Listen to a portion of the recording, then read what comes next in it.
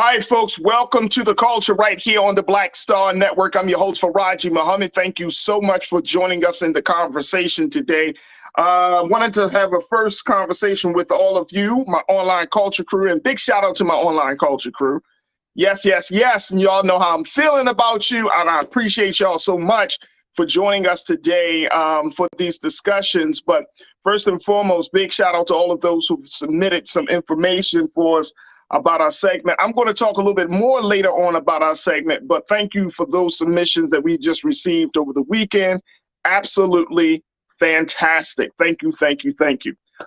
So let's jump right into these conversations, folks, because I'm watching how this story is continuing to develop around the attack on Paul Pelosi, the husband of House Speaker Nancy Pelosi, that happened just a few days ago in San Francisco. And when we look at the attack, folks, here, take a look at this. His attack highlights rising fears of political violence. And this is what I want to key in on. This is what I want to key in on. Nancy Pelosi has been the target of GOP threats for at least 20 years. She is probably the most powerful woman in the Democratic Party. She's been a stalwart of democracy, of democratic politics for years. And so she has often been the brunt of threats from GOP, but nothing quite like this. Now, we saw on January the 6th when those pro-Trump rally participants, stormed the Capitol, calling for Nancy Pelosi, along with other lawmakers, but they were calling for Nancy Pelosi and essentially calling for her death. And we also know that there have been a number of protesters who entered her office on that day to try to just damage the office as much as he can. And then on the flip side, while all that was happening, we have now seen the footage of Nancy Pelosi being in that undisclosed location while all this is going on with Chuck Schumer and other lawmakers, and how she was moving around, trying to get things done, trying to make sure that other people in Congress, in both the Senate and the House, were staying safe as a result of that situation. So she's always kind of had this threat looming over her. But again, nothing quite like this. This strikes home, and I'm not using that as a pun, but I'm just saying it is so close because it's in your residence. And we talked about a little bit of this last week, how this is so scary. Can you imagine someone coming into your home doing damage like this? Now there's more details about what happened when 42-year-old David Pape decided to go into the home of Paul and Nancy Pelosi in San Francisco. And actually, Mr. Pelosi was actually injured. He suffered a skull fracture. He had to get surgery done in San Francisco over the weekend. But can you imagine you as the police officer being called to the home of the Pelosi residence, seeing this situation play out? You get there, and before the suspect decides to give himself up and surrender, he attacks Paul Pelosi with a hammer right there in front of the police. So, and of course, he almost beats him to death. Prior to that moment of the attack, he was calling for Nancy and saying, "Where's Nancy? Where's Nancy?" And they found that David Pape is a conspiracy theorist. He's a far right winger.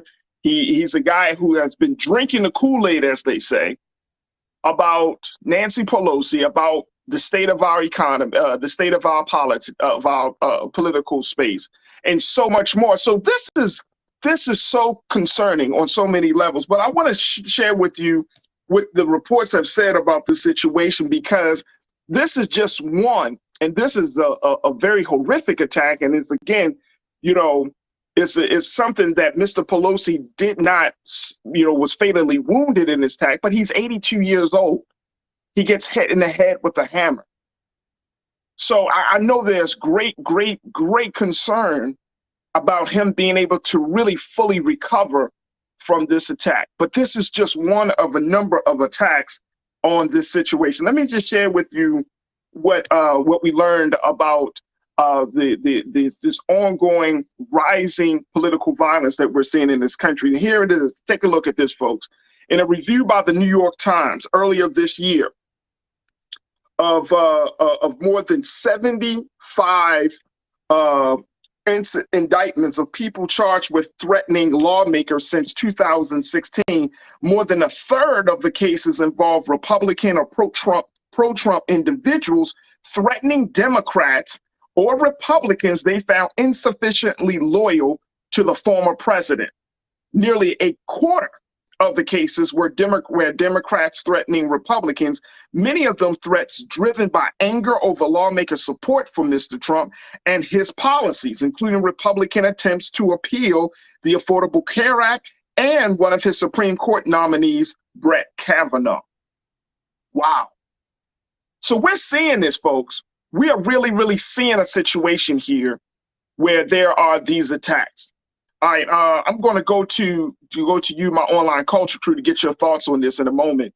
But I wanted to share this with you, and then we'll hear from you. Take a look at this quote. This is from an associate professor at Chapman University who has studied extremist groups and violence for more than 20 years. His name is Peter Simi. And Peter Simi said, quote, when we see things like what we saw happen last night, and this was last week he spoke on this, at the speaker's home, when we see things like plots to kidnap governors, this is what's related to the governor of Michigan, when we see overt acts ramping up, we saw that on January 6th, we see, frankly, take a look at what he said, folks.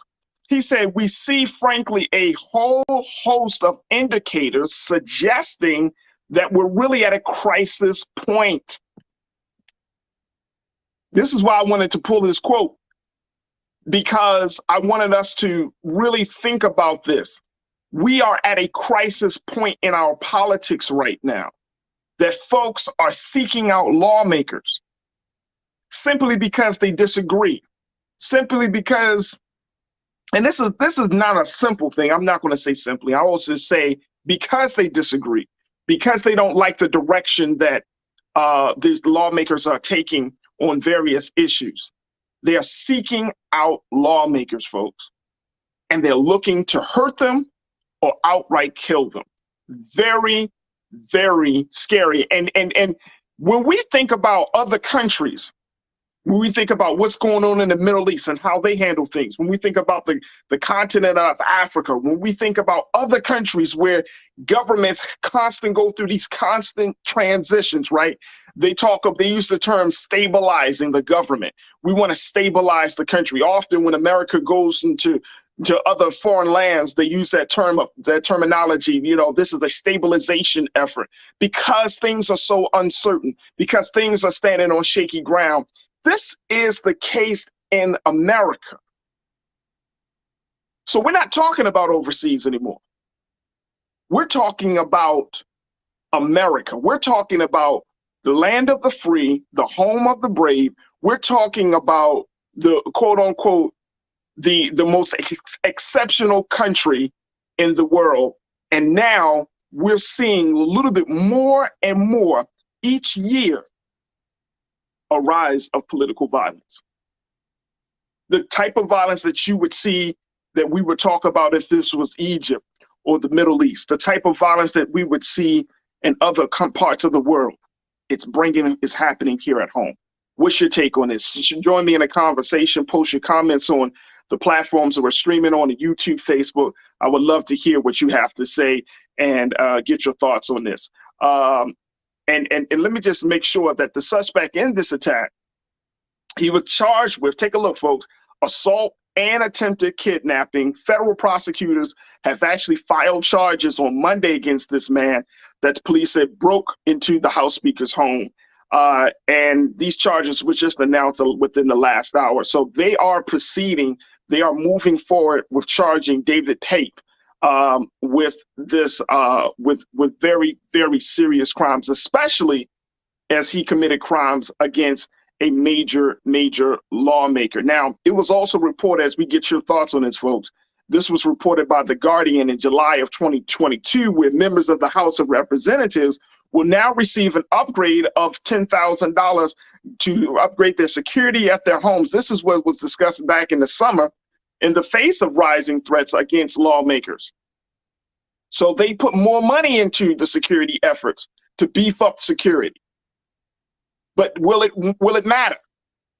People are very creative. They know how to get information off of the online. They know where people live. All of those things. All of those things. All right, let's go to the phone. I was going to say let's go to the phone lines, but let's go to the chat line. Radio, folks, radio world. Let's go to the chat lines and hear what folks got to say. Kicking it off with my guy, you don't like my music. You say political violence is called terrorism. Absolutely. Absolutely. This is a form of terrorism. This is a form of terrorism, folks. And if our political officials, and I will say this, if our political officials aren't safe to do their job, right? And people have the quote unquote the gall, they have the tenacity, they have just the confidence to pull off something like this, right? Without fear of consequences. That's the thing. That if you do this, are you going to feel the full brunt and weight of the United States government? David Papp is going to feel the full brunt of and weight of this government as a result of this. But you got to also think about, too, there are a number of Republicans like Marjorie Taylor Greene, and other Republicans who are creating the environment for this. And see, here's the thing, folks. Here's the thing that I don't think a lot of people are thinking about, and y'all tell me what you think. I don't think a lot of people understand that once you let this violence out of the box, it does not go where you think it will go. It does not just stop with one person or one group of people. It spreads. It spreads. You know, it spreads all over. So you might think, oh, I'm immune to it. They won't hurt me. But we don't know. So even for black folks, we can't say, well, that's a Democrat thing. That's a white thing. This is a thing for everybody to be concerned about, because someone is not happy, will not be happy with a stance that any political leader takes. Whether you're Republican or Democrat, there are Republicans that piss off other Republicans, as there are Democrats that piss off other Democrats. And so when we open a door, when we start to add fuel to the fire and gaslight the situation and say, oh, man, the Republicans are saying stuff now and all of that stuff, you best to be careful, because that might come right to your doorstep. You might be opening the door for you to be attacked. So you don't like my music? You right on time with that. Thank you, bro. Mike V, my guy, you said the right winger who threatened Congressman Omar was also recently sentenced as well. Good point. Mike, thank you for bringing us that into the discussion. Absolutely. Absolutely. Again, a black woman. And I said this last week. So we can say, oh, that's Pelosi and boom, boom, boom. But what if somebody tries to attack the Obamas? Right? What if that happens? What if somebody tries to attack James Clyburn down in South Carolina? Right? What if somebody attacks any one of the black lawmakers? Hell, what if somebody tries to attack Sister Ketanji Brown Jackson? See what I'm saying? See, we can't act as if it can't happen. Now we got to have conversations about this. And as this midterm's getting closer and closer, we're going to have to look at this. Real talk. Mike, thank you for bringing that to the discussion, bro. Real Brooklyn, my guy, you said we are at a crisis point. Absolutely. In the human race. We are heading in territories we have not seen since the Dark Ages. This is some Game of Thrones. And look, I watch Game of Thrones. My wife is a huge Game of Thrones fan. You know what I mean? And this is this is, if you watch the show, it's all about power, right?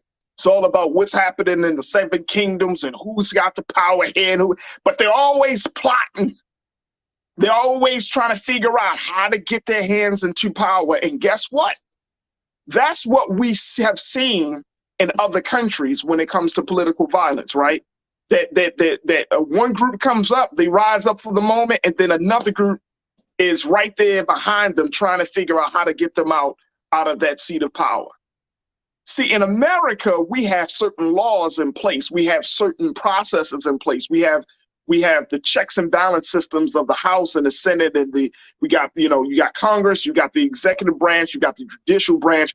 But what if those branches of government start to not do what they're supposed to do, or they only do what they are politically beholden to? What happens then? Then we start to see that you can be violent, a perpetrator of violence. It might not be prosecuted in one case, but then another perpetrator of violence can be prosecuted to the full extent in another case because of their political affiliations. This is the concern. And then once you start to do that, now you do create like a Game of Thrones situation, because now it's like one group versus the other. Well, how many groups in this country, and Real Brooklyn, talk to me on this, bro, and share your thoughts. How many groups in this country are at odds with one another, or could potentially be at odds with one another? Because we got the haves and the have-nots. We got the liberals versus the progressives. We got the Democrats versus the Republicans, right? We got black against white. We got white against this group, right?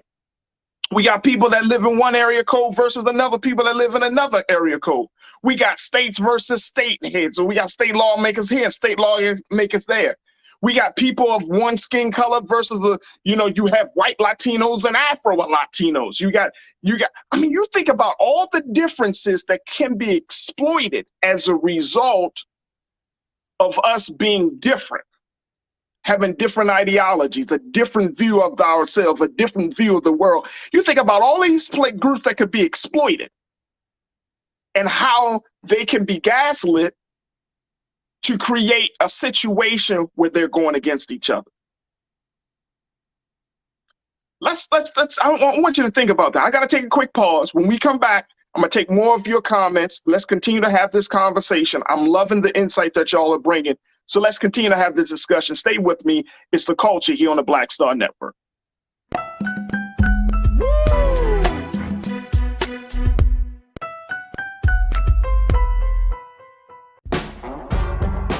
Don't wait till November 8th. We can vote today, y'all. Early vote started this week. We're on Savannah State University's campus. We will be dorm storming today, giving our treats for everyone. We hope to see everyone at the polls when it comes to November. If you believe we got power, let them know. Make some noise. Put a fist up. I need to see a fist in the air because we got power. Come on, you put it up. Come get your shirt. We're out here in the streets of Savannah, Georgia. James, do not forget to go vote. I got you. If we vote the right people in, We can make a change. We can get these resources in our community. I am a woman, and it is important that we have the say-so of what we want to do with our bodies. We're concentrating on entrepreneurism, providing young people with resources and training that they need in order to change their trajectories. We want Black down. Democracy is on the ballot. Voting rights is on the ballot. Voting suppression is on the ballot. I am most passionate about those three combined because they all impact each other. Savannah is my home. I care about my community, and I care about representation in my community.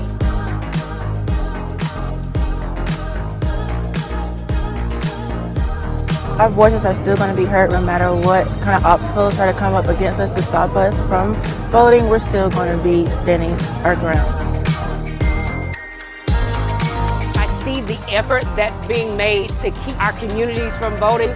So that makes me realize it's even more important, because if it wasn't important, they wouldn't be fighting to make sure we couldn't vote. This doesn't stop this year. This is a forever movement. We're going to exert our power as a people, walk in our rightful place. We're going to change our communities, fight for our communities, and build our communities.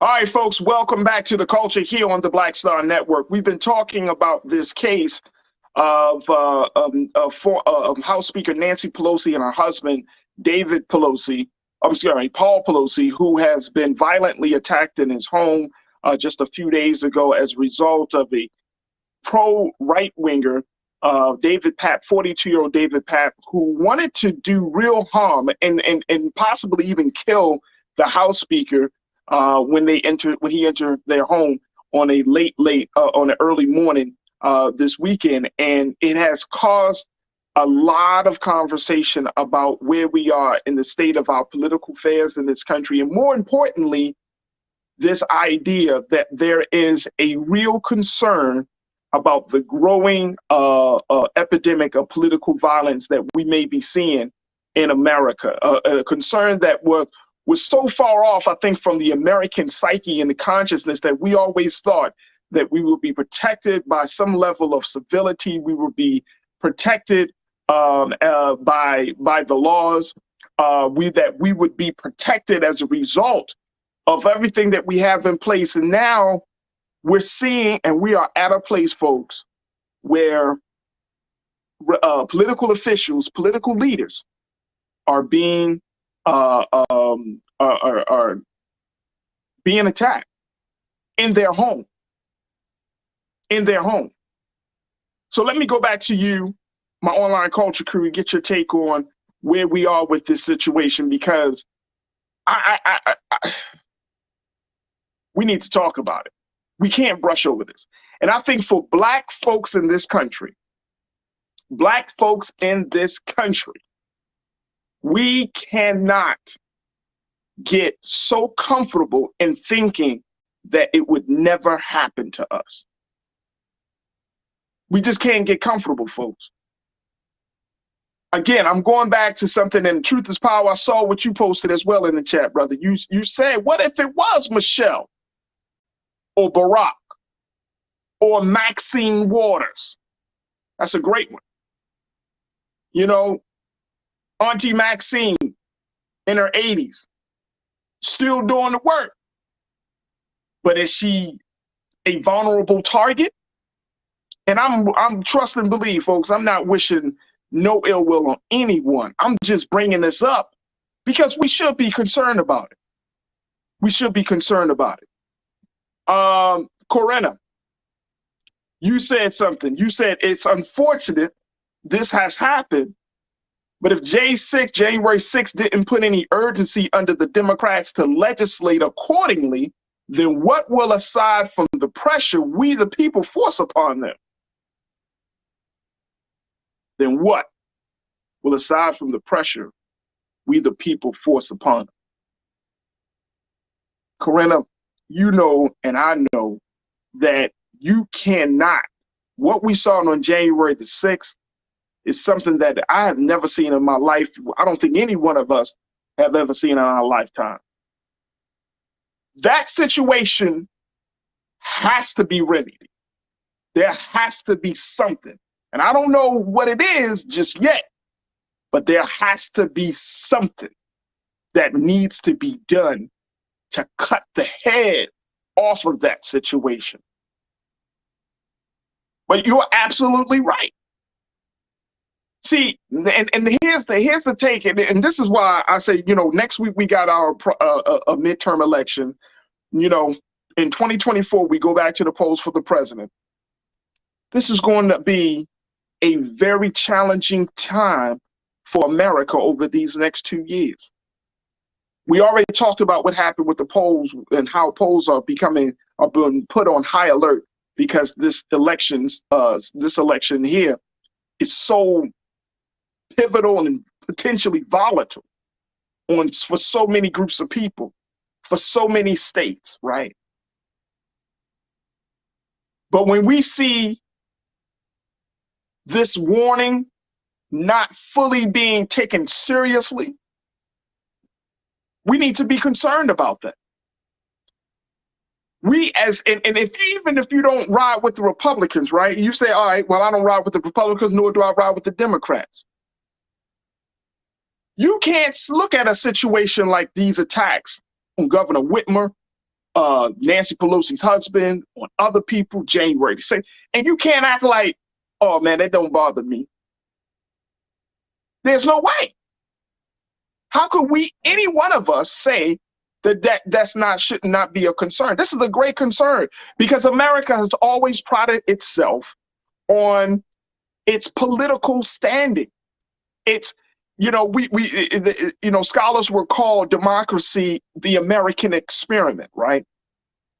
Because we're still testing it out. It's still pretty relatively new compared to other forms of government and how America does governance, right? This idea for the people, by the people, the people's will, the people's representative, all of these ideas are genuinely new, right? Because most of them dealt with aristocracy, most of them dealt with some level of dictatorship and all of those things. But this is new, so it's been considered an experiment. So some things work and some things don't work. And we have always been told by President Biden and other presidents that it is the belief in the system, the hope of the people that will determine the success of the system, right? It's what the people put in. Like what I've heard from President Biden, it's like basically, if the democracy will only work if the people get involved. It'll only work if we only will get out of it what we put into it. That's the place that we are with our governance. That if we don't put nothing into it, we're going to get nothing out of it. But then at the same time, we have been lulled to sleep because we have been made to think that the government is going to take care of itself, not really understanding that you can have institutions, you can have policies, but you need the will of the people in order for this whole situation to work, in order for there to be a driver for the institutions, for the policies, for government to work. There needs to be an educated consensus, educated citizenry at the root of everything. There needs to be an active citizenry at the root of everything. So you need the people. But if the people are told that their government officials are the ones to think of all of the ideas, all of the solutions, figure it all out, so we only have a few hundred people in government to dictate the future of millions of us in the United States, do you think that they can think about every little thing that happens in our lives that's happening as a result of all of these things? Do you think that just a few hundred people can truly do it without us being involved? I mean, just think on this with me. Do you really think that that can happen? Because I don't see that happening. I know that that's what we've been told. I know that's what we've been told to believe, but I'm saying to you today, I don't see that happening without us being fully involved. All right, let's go back. Let's go back. Let me hear from Chris V. Chris, you said, remember back in 2014 when that guy jumped the White House fence and made it all the way to the front door of the White House before getting apprehended? Luckily, the Obamas weren't there. Yes, and Chris, remember how many times, bro, and I'm glad you brought that up. How many times did the Obamas were kind of in near misses of coming in face to face with danger, right? As a result of their situation. How many times do you think that happened?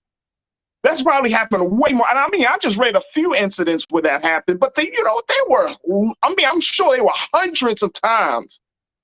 Let's not even talk about the fact that when President Obama first got into office in 2018, the rise of guns just exploded as a result of that, because there were all of these folks that foresaw that that his election was going to bring about the end of America.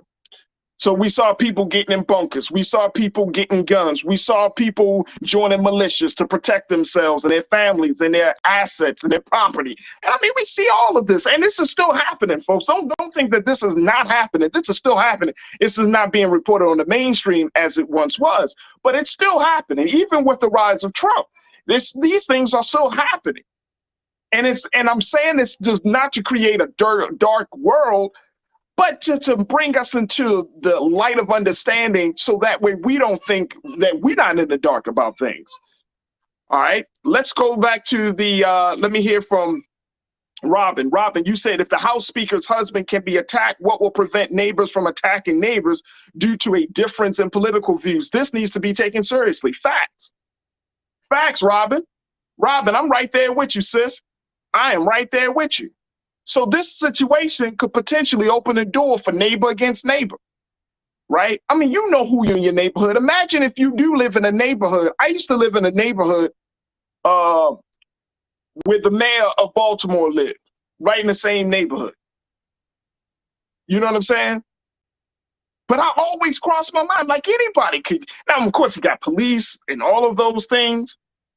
You know, he got police presence and near his home and all of that stuff, but it doesn't mean that somebody wouldn't try. That even those of us who live next to political leadership, we might be an innocent bystander. We might get caught up in the fire. We might, you know what I mean? And so we got to really think about that. Good point. Real Brooklyn, you said, Farajii, always felt that our total reliance on government is the root of most of our problems. We have given government too much power because of our selfish needs. They are in the driver's seat. Well, that's the part about it, Real Brooklyn. That's the part I think is supposed to be the one of the shiny elements of our democracy, right? That out of a few, out of many, come a few can determine and dictate our, what we need to fulfill our interests. And you're right. You're right. I think you said selfish. I want to throw in another word. I think we've gotten lazy. I think we've just gotten lazy in believing that the government is going to continue to, fulfill every single need. And so we don't even really have the desire. I mean, a lot of us, when we talk about government, yes, we talk about government, but we kind of talk about it like outside of its impact on our personal lives, right? When we talk about laws and policy, we're like, man, that's crazy. But we go back to doing our thing, not understanding the implications and ramifications of certain policy until we get into a situation, and then it's brought to our attention, whether you buying a house or buying a car, or you trying to open up a business or something, or you know what I mean? You trying to file your taxes, and then you like, oh, there's a new tax law, or oh, I didn't know about this, or I didn't know about that. We don't know until it gets there. And I think there's a design effort. I'm not trying to be a conspiracy theorist here, folks. But I think that to some degree, the powers that be may want us to keep us clouded about what's really going on, because if we wake up to what's going on in our government, if we wake up to the serious issues that our government faces, and our government don't tell us the truth about those serious issues, and we're left in the blind, and then the government do us wrong by denying us the truth of the moment. So they're in the blind. So it's the blind leading the blind. And guess what happens? We both fall in the ditch. The government's saying, oh, this is the good thing that we deny the American people the truth about what's going on in this issue and that issue. We got to keep them playing. We got to keep them going to the beach during the summer, keep them going on cookouts. But over here, just some, this thing is falling apart. Over there, yeah, we're losing the war in this part of the earth. Over here, yeah, the economy. But let's keep them preoccupied. Then celebrities are thrown into our face. Then other stuff that keeps us preoccupied. We talking on and I'm not saying that we got to talk hard about the issues every single day, because I get it. Trust and believe. I totally understand. But we've gotten to a place here in our culture where we don't even want to have, it's like we have this, don't talk to me. It's like when I see some people, right? And I know some people y'all might feel this way, but I don't agree with it. Some people say, well, I don't watch the news at all. I haven't watched the news, taken in the news, watched the local news, don't watch CNN, don't watch nothing like, I don't watch the news because it's too violent. Okay, I understand that element, but what about just being updated about what's going on in the world? Do you not read the newspaper? Okay, you don't have to watch the news. Do you read any newspapers? You read New York Times, LA Times, USA Today, Baltimore Sun. Do you read the Final Call? Do you read what are you, where are you getting your information? How do you know what's going on in the world around you? How do you know what the urgencies are? How do you keep informed? Or do you just want to live in a bubble? We just want to live in a silo, in a tunnel. I don't want no. If it ain't good news, I don't want it. Well, I wish life was that easy. You know what I'm saying? Life comes with bad news. Life comes with bumps. Life comes with ups and downs. So I get it. But there got to be a balance. You don't have to be a total consumer of the bad, but you at least need to know that bad exists. And if you're in denial of that bad exists, how can we operate in this world using the best intelligence? How do you teach your children? How do you go through your day if you don't recognize that bad and evil exist in the world? Bigger conversation. Bigger conversation. Corinna, you said add willfully ignorant to lazy. All right, we adding it on. I love it. I love it. So we selfish, we getting lazy, and now we're willfully ignorant. That's why we rely on our government so much. Let me see here. My guy, Charles Magruder, you said, yes, voting is the best tool to save this democratic experiment. It's one of the tools. It's one of the tools. The real best tool for saving democracy is having an educated citizenry. If you don't know how your government works, what are you voting for? If you don't know the implication of decisions, what are you voting for? If you don't know the roles that certain positions play in government, what are you voting for? If you don't understand why certain issues are high priority and why certain issues are low priority, then what are you voting for? See, none of the vote is an outgrowth of education. You vote because you're becoming more of an active, engaged citizen. But if you don't have no reference, if you don't have no base knowledge, if you don't know anything or have an interest of knowing anything about your government, then how can you go to the polls and vote? That's why in every voter campaign, there's that element. The first element is voter education. Well, why do we need voter education? Not just to be told that, oh, Black people have died for your vote, or that people have sacrificed for us to vote, and that's true. But voter education also comes down to who are your Who are your representatives? Who are the people that's standing in front of you who are asking for your vote?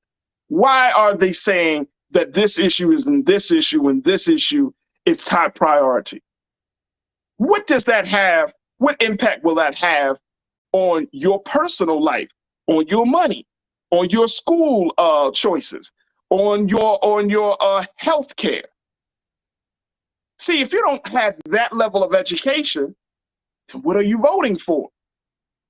If you're just voting just because you think the person is cool, that's all well and good. There's a little bit of cool factor in voting today, but that can't be the basis. Otherwise, you might be voting for somebody that's cool, but against your own interests. You know, people do have an ability today, especially in our culture, to redefine themselves. I never forget.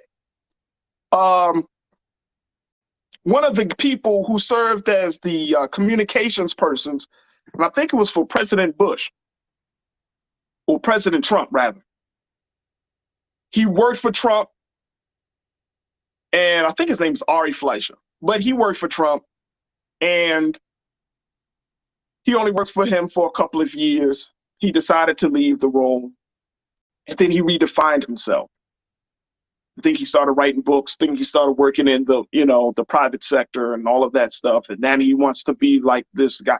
And it's like, if you didn't know any better, you would think that a person like him, who is able to redefine himself, is cool because you don't know his history. You don't know his background. That's for anybody that was a part of an administration that wasn't good for the American people, right? They come out, they live for Kellyanne Conway. They can leave and they can redefine themselves, put out a book. You see them as a talking head. They're talking about democracy and all of those things. But what about their history?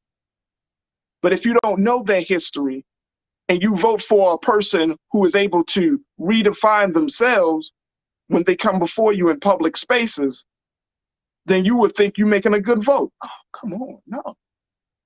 That's not enough. You have to know as much as you can about who you're voting for, and more importantly, the issues that you're standing for. The last thing about the voting piece, to your point, brother Charles, is you have to have a stance on the issues. Sure, the governor might say it, and the governor of your state might say it, the congressperson might say it, but if you don't know the issues yourself, then what are you voting for? See, that's the voter education. That's the voter education. And so now, as we see this rise of political violence in this country, and as we see scary moments like what happened with the Pelosi attack, we have to be very clear about where we stand, who we're standing with. We got to be clear about what's going on in the country around us. And as we go to the polls, God willing, y'all are going to the polls either this week, if you're doing early voting, doing the next week. But who and what are you voting for? Where do you stand? As adults, those are the big issues that we have to often ask ourselves. This is not the time for us to be on the fence unless we just don't know much about a situation, about an issue.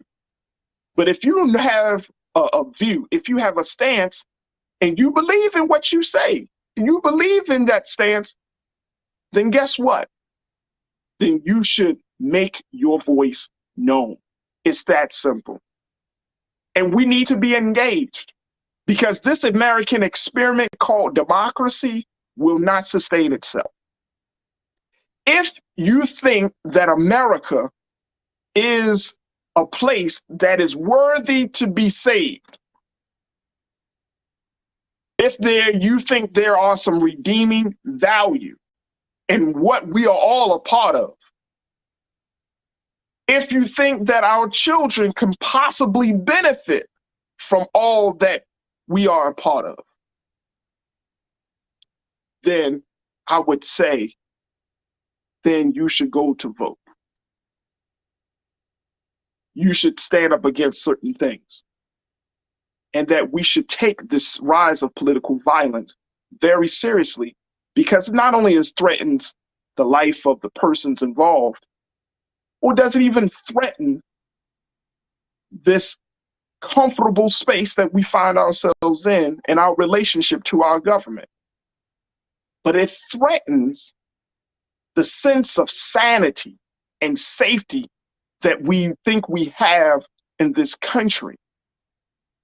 And if once that is disrupted, folks, we're about to walk around looking like a bunch of paranoid people where we can't trust our neighbor, we can't talk to the businessman, we can't talk to the person in the school. We're going to start living in silos. And I don't know about you, but I'm not comfortable with living in fear.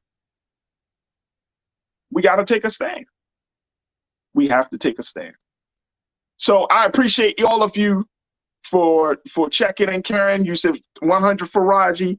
We the people must participate in our local government to elevate change at the state and federal levels beyond voting. Our elected officials need help. Absolutely, Karen. Thank you. Shalinda, you said, well, maybe they should just bring back Schoolhouse Rock. Facts. Facts. Right. Ari Fleischer. Thank you, Joel. My producer checked me. He worked for George W. Bush, not for Trump. Yep. Thank you, sir. Absolutely. Absolutely. So these are the things that we need to consider. And I just wanted to throw it out there so that way we can become engaged and educated citizens and not just walking around here hoping, wishing upon a star, thinking some mystery God is going to save us. If anybody's going to save this American experiment, well, it's going to be Americans. All right, folks, we got to take a quick pause.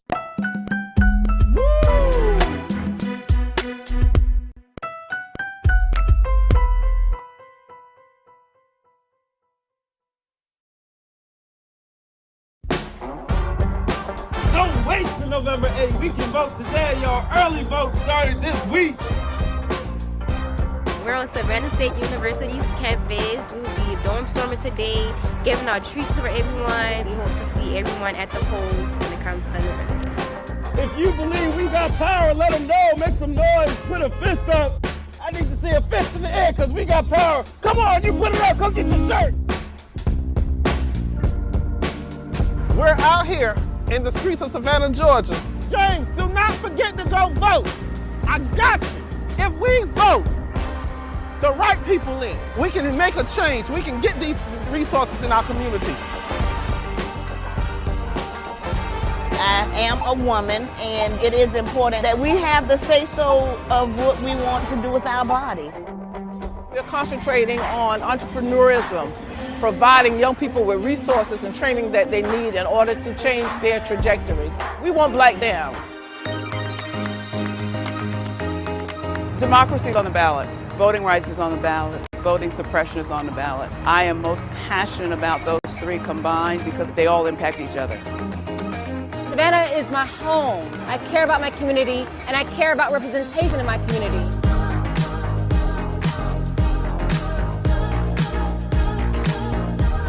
Our voices are still going to be heard no matter what kind of obstacles try to come up against us to stop us from voting. We're still going to be standing our ground. I see the effort that's being made to keep our communities from voting. So that makes me realize it's even more important, because if it wasn't important, they wouldn't be fighting to make sure we couldn't vote. This doesn't stop this year. This is a forever movement. We're going to exert our power as a people, walk in our rightful place. We're going to change our communities, fight for our communities, and build our communities.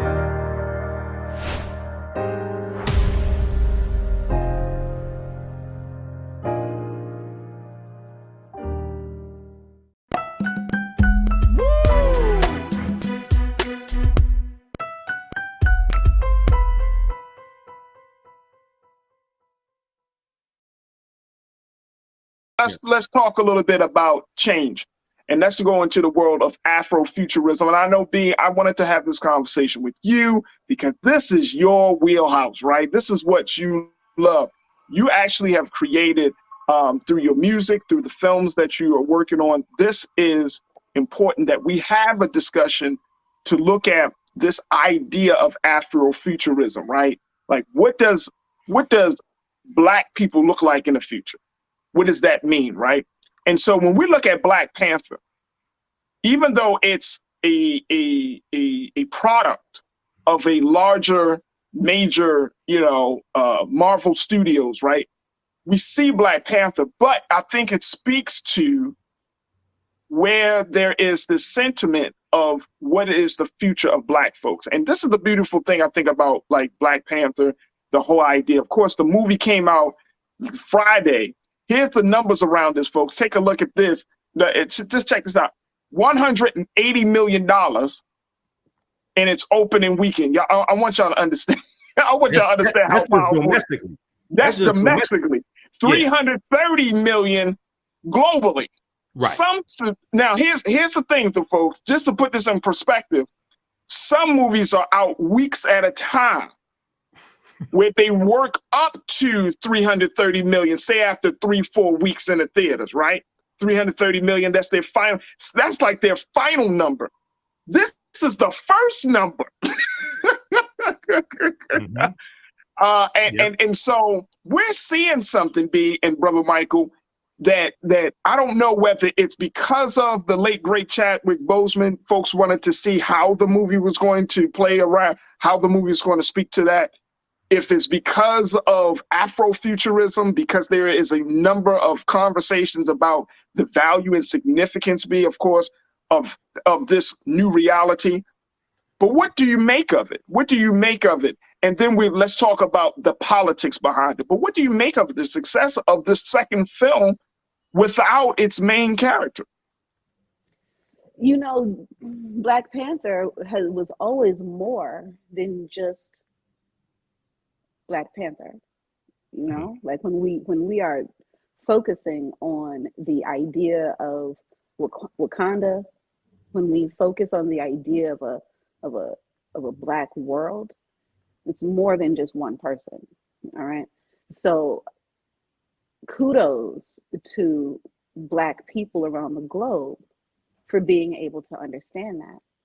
Kudos to the director, to the production company, who is able to understand that, And so what we have here, Farajii, is not necessarily a phenomenon, all right? This is what we do. We show up, we show out. Our dollars reign supreme. There is no dollar that is stronger than the Black dollar, all right? That's why it's important for us to be able to circulate it. And that's why it's important for our enemy to get it out of our community. All right. Because there is no dollar that's stronger than ours. So what I see, is deeper than us going to see this film. The beauty of Afrofuturism, is a 360 component, because we don't just go to see it. All right. We go to be it. Oh, there we go. I'm feeling that one. Okay. So that is the essence of Afrofuturism, and it is not new. Okay. It's not new. It's just true. If you ever marvel at the survivability of Black people, you can blame Afrofuturism. There is no future without Black people, the way there was no planet without Black people. So, so let's just start it there. The revolutionary act of Afrofuturism, goes along with Black sci-fi. It's important within our white supremacist culture, to understand where we exist separate and distinct from that culture. All right. Yeah. So when we deal with the difference between sci-fi and Black sci-fi, all right, there's a thread of a lifestyle that is not, you're not on another planet. You're literally here on Earth dealing with the effects of slavery. dealing with the effects of the transatlantic slave trade, dealing with the balance of this power that's within all of us, you know? So it's like, so I think the part that we connect with in reference to the film and Afrofuturism, you know, is we are spirit, we are mind, we are body. Afrofuturism, Black sci-fi includes all of these. Like we're not in space dealing with this. We're on Saratoga, we're on Crenshaw, we're on 88th and Vine, you know, dealing with actualizing our future. Because, you know, unlike our counterparts, we are literally still here in a hostage situation and have to explain it every day. Right. This time travel that we are forced into from the moment we wake up, you know, it is a part of all of our Afrofuturistic lifestyles, you know. Yeah. So I argue that Afrofuturism is not a genre, is not literature. It is how we survive the unsurvivable, because that's literally what we do every day. I love it. Hey, B, I'm all in it. I'm all in it. And you are the first person, just for full transparency, I never really considered Afrofuturism until I actually literally met you and Riz, your husband. Like, and folks, when I'm saying that for real, because, you know, you don't, again, this idea of a Black future. Y'all remember the Jetsons? There were no Black folks in the Jetsons, man. There was no Black folks in the Jetsons in the future. Mm-hmm. You know, so when you're talking about a Black future with a world full of technology, when you're talking about a future with the world full of power, when you're talking about a future with the world full of organized structure, you don't necessarily, and this is because of the conditioning that we as Black folks in this country have undergone, we don't see Black people being a part of that world. That's just right. And I know people say, well, it's been in the comic books for years, but you're right. But this is a whole different level. Once you bring something from the books into film, right, it's felt on a different level. And brother Michael, I want to get your take on this, because yes, you know, the Rolling Stone just put out a piece earlier today. It says Black Panther: Wakanda Forever isn't just a sequel, it's an MCU geopolitical game changer. Look at this. That's our sister Letitia Wright playing Shuri during the funeral of T'Challa in the film. Right. They said that Ryan Coogler's blockbuster draws from the comic superhero mythos and real-life revolutions to make a strong anti-colonialist argument. It also resets the cinematic universe's political balance in a big way. Now, here's the funny part about this, Brother Michael, and you rocking the shirt. But here's the funny part about this. I've actually seen Black scholars who say that this film is trash politically. Well, they ain't do their research. That's part of the problem.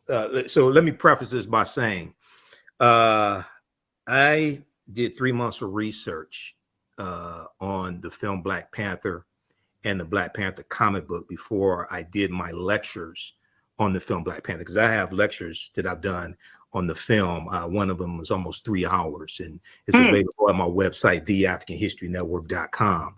So I did deep research, because after I saw the film in February 2018, even though at the time I've been studying history, 25 years or 26 years at the time, I knew I was not qualified to do lectures on the film and really talk about the film. So I did deep research. Everybody was not that responsible. Let me put it politely like that, to do that. So first of all, when we do Afrofuturism, we're dealing with science fiction and fantasy meeting cultures of the African diaspora. And we see this represented in the film. Now, Wakanda, even though it's a fictitious place, that a fictitious African country in Central East Africa, and over time, the location changes, but it's somewhere around Rwanda, Uganda.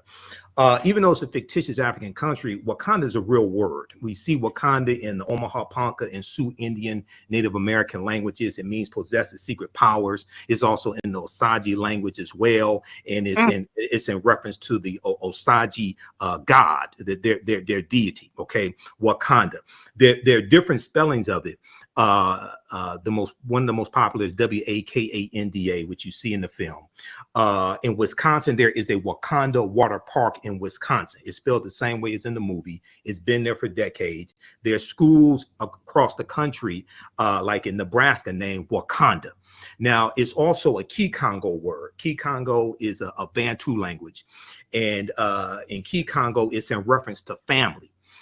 One of the things that's so important about the film is that when we look at Wakanda in the movie, the world thinks that Wakanda is a third world country, but Wakanda uses technology to hide the fact of how technologically advanced that they are, to keep colonizers from coming in and plundering them and raping the country. Okay, so one of the reasons why the film, the first one, did so well, and it was #1 for 5 weeks here in the U.S. and did $1.4 billion worldwide, is because it wasn't another slave movie, #1.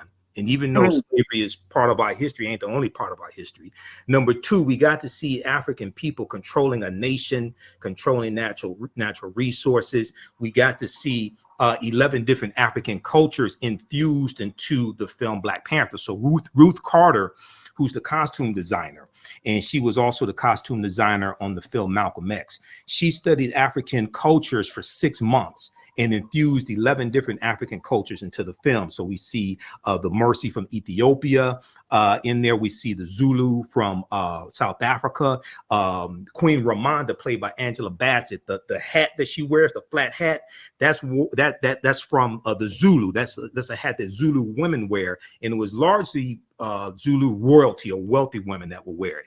The rings that we see the Dora Milaje wear around their necks, okay, that's from an African culture as well. And the Dora Milaje, who are the Dora Milaje means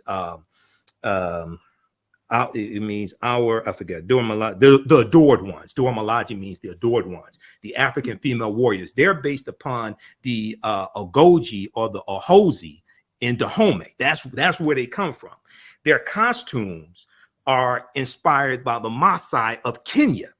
So when you look at the Maasai in Kenya, you'll see how their costumes reflect that. So it's a powerful movie, and you can use if you understand history, you can use the film Black Panther to teach African history to our people, teach it to our children.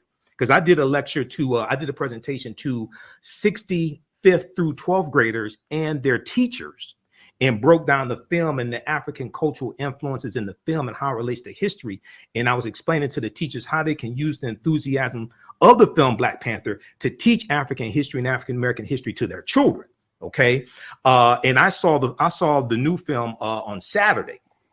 And one of the big things, one of the most important things about this also is that different African American organizations have been buying out theaters and using this as fundraisers also. So in 2018, a lot of simple Simon ass people on social media said, "Oh, Disney making all this movie, black people ain't making no money." No, black people made money off of it then, and they're making money off of it now. You just didn't make any money. You didn't position yourself properly. Okay, success is where preparation meets opportunity. I taught entrepreneurship for 7 years. My degree is in business administration. It's not in history. I'm a historian, but my degree is in business. Okay, success is where preparation meets opportunity. You knew the movie was coming out for like 4 or 6 years, so you didn't position yourself properly.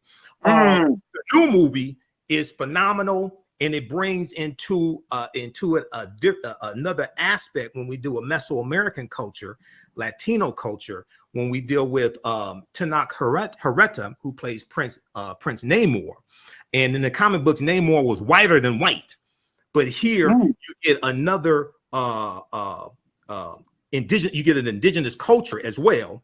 And I'm not going to give away no spoilers, but there's a scene where he talks about how, in this movie, we find out that vibranium exists in his underworld country as well. Okay. Yep.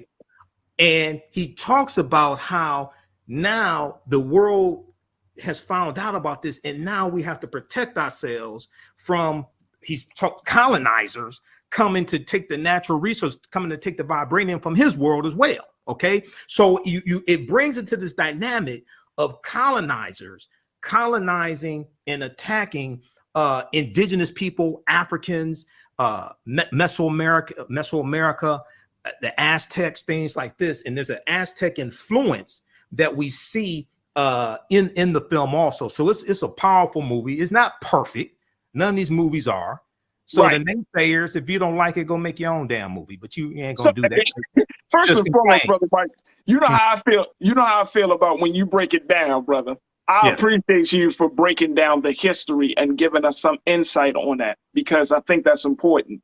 And you know, when we talked about before the movie was released last week, we talked about it, and I shared with people, brother Michael and B. Look, this is a black man. Now, I don't know if we can talk about this enough, that Ryan Coogler took this film, this story, and he brought it to the screen. Right. Oh yeah. And he rewrote it. He rewrote the story. Now, he rewrote. You talking about after Chadwick Boseman died? Because he had to rewrite the script after Chadwick Boseman died. He had to rewrite that script. Right. Right. He rewrite that. Joe Robert Cole, his writing partner. Yeah. Yeah. Right. They had to rewrite the script. And you're talking about all of these different elements that they had to infuse to create the story of Black Panther Wakanda Forever. I'm telling y'all, folks, go see the movie, because it's absolutely it is a phenomenal film on so many different levels. And so, you know, when you see it, it's like, you know, I get to a place now, brother Michael and B, that sometimes some of our people want to be so hard, so high, and so hard that, you know what, sometimes when something gives our people hope, gives our people a sense of you know, value, man, just let it go. I know, look, man, it's Marvel. It's not the Smithsonian Institute putting out the film. Well, what happens is good historians know how to take pop culture and take it to the next level and infuse the history into it and use it as a tool to reach the masses. Okay, the people who are whining and complaining, a lot of them are unhappy with themselves, and they don't want other people. They don't want Black people to be happy unless they are the reason for the happiness, and they can monetize the happiness. Come if they on, can brother. sell it to you, then they're all right. So they're saying more about themselves than they're saying about Marvel or Disney. But this is a powerful movie, and we need to take that and deal with the history surrounding all this, and use it to teach our people and teach our children also. Absolutely. And you know, B, back to your point that you was making about colonialism and what we're seeing. Like this movie right here I think it opens the door for us to have some very, very important conversations about our history, about colonialism, about the unity of Black and brown communities. It's like this film speaks on all of those things, about grief, about legacy. I mean, I don't want to give no spoilers away, but this film speaks to so many different pieces. And I think that if there's an opportunity to teach our people, to inspire our people, and to empower our people, I think we should take it, B. I think we should just take it, whether it comes from a movie, whether it comes from a comic book, or whether it comes from a news show, whatever the case may be, take it.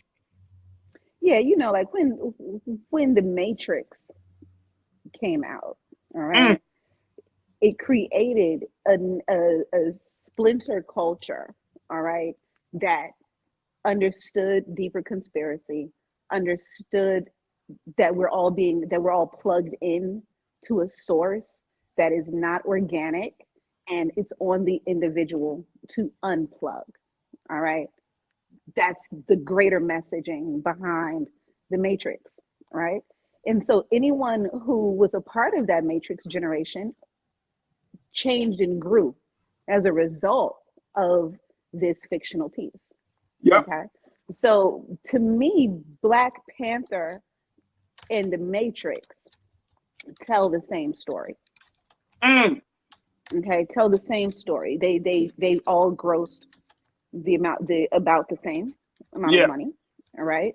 And so because at the end of the day, people are striving to connect to a source that is not white men. Woo! Even white people, okay, Come on, understand come that on. there's a greater source that the supremest white man has yet to reveal.